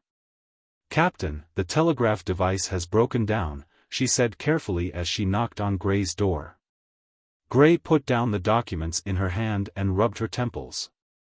"Report this to the police station and let them handle it. Seriously, I could have gotten the help of the machinery hive mind in the past. It was done in a quick and effective way." Now, sigh. By the time Jasmine left, Gray picked up the documents and began to read them carefully. This was a piece of information that the Nighthawks had gathered regarding the fully automatic wishing machine. After Jasmine, this happened more than once. After flipping through the documents, Gray spread out a piece of paper, picked up a fountain pen, and began writing the official document for the Constant Archbishop and the Holy Cathedral. There have been many supernatural incidents in the city in the past week. It involves a special machine called the Fully Automatic Wishing Machine. According to the intel, it was created by a wandering magician who calls himself Merlin Hermes, but we haven't ruled out other possibilities. At least, I think that Merlin might be an illusion created by this machine, so as to lure people into making wishes. This machine is of a brass color embedded with opaque glass. Its surface has gears, bearings, rivets, metal pipes, and other components exposed on its surface. It seems to be a product of modern industrialization. Case 1, a young girl who was disfigured by a fire, had met the fully automatic wishing machine at the municipal square. Her first wish was to revert back to her original appearance, and it was granted normally. Her second wish was to restore her parents' health, which was also granted normally. Her third wish was to become extremely, extremely, extremely beautiful. Then, she no longer looked like herself, and she had an irresistible charm to the men around her. She claimed that she was the first user of fully automatic wishing machine, which allowed her to have one free wish. With that, she cancelled her third wish. Case 2. A retired soldier who participated in the war to defend Limon was left with serious mental damage. He met the fully automatic wishing machine by the river. His first wish was to restore his mental state to a state before the war, and it was granted normally. His second wish was to become a little more handsome so as to reach the standards of the male models on magazine covers. He also had it granted normally. His third wish was to obtain £100,000 and become a tycoon. Then, he caught the fancy of the owner of the Limon United Steel Company who wished to marry him, a lady with a wealth of nearly £200,000. This retired soldier didn't wish to accept her with her having a weight of more than 200 pounds and her shorter than average height. Furthermore, she's a violent middle-aged woman. He prepared to leave Limon and head south. If there comes a day when he doesn't want to work hard anymore, he can easily obtain the rights to a wealth of £100,000. In a sense, his wish was granted, but he's unwilling to accept it. Case 3. Case 4. Case 5. A public school teacher met the fully automatic wishing machine near a storm cathedral. Her first wish was to make herself look better, and not be ostracized by her students because of her looks or be spurned by her colleagues. This was granted normally. Her second wish was to obtain a better position, which was also granted. As her teaching standards were high enough and she was no longer restricted by her looks, she quickly became the most popular teacher among the students and began taking on the duties as vice principal. Her third wish was to have a husband with impeccable looks, family background, personality, and ability. Finally, she got a doll who could speak, move, and have a certain level of intelligence. It had living characteristics and looked rather handsome. It was carved by the best master and could have any personality one wanted. It was very capable in every aspect. Other than not being human, it really had no flaws. Case 6. Summarizing these cases, we have obtained some preliminary guesses. The fully automatic wishing machine can appear anywhere in Limon. It's extremely random, and there's temporarily no discovered pattern for it. Most of the wishes that are made can be fulfilled normally. However, a small portion will be distorted, and the latter is basically concentrated on the third wish. Of course, it's also possible that the person will let themselves loose by the time they make the third wish and thus, make excessive demands. The wishes it granted were mostly related to appearance, but it covered a wide scope. It was almost omnipotent. The frequency of its appearances is also irregular. This is a classic example of a mystical item that needs to be sealed. Furthermore, it clearly exceeds the grade of a Grade 2 sealed artifact. I hope the Archbishop and high-ranking deacons will personally deal with it, or give an effective sealing method. On the steam locomotive out of Limon, Klein observed his digestion of the Miracle Invoker potion. You're tuning in to the Xiaofan's Wuxia Tales YouTube channel. Don't forget to subscribe and join us on this journey to catch the most captivating stories.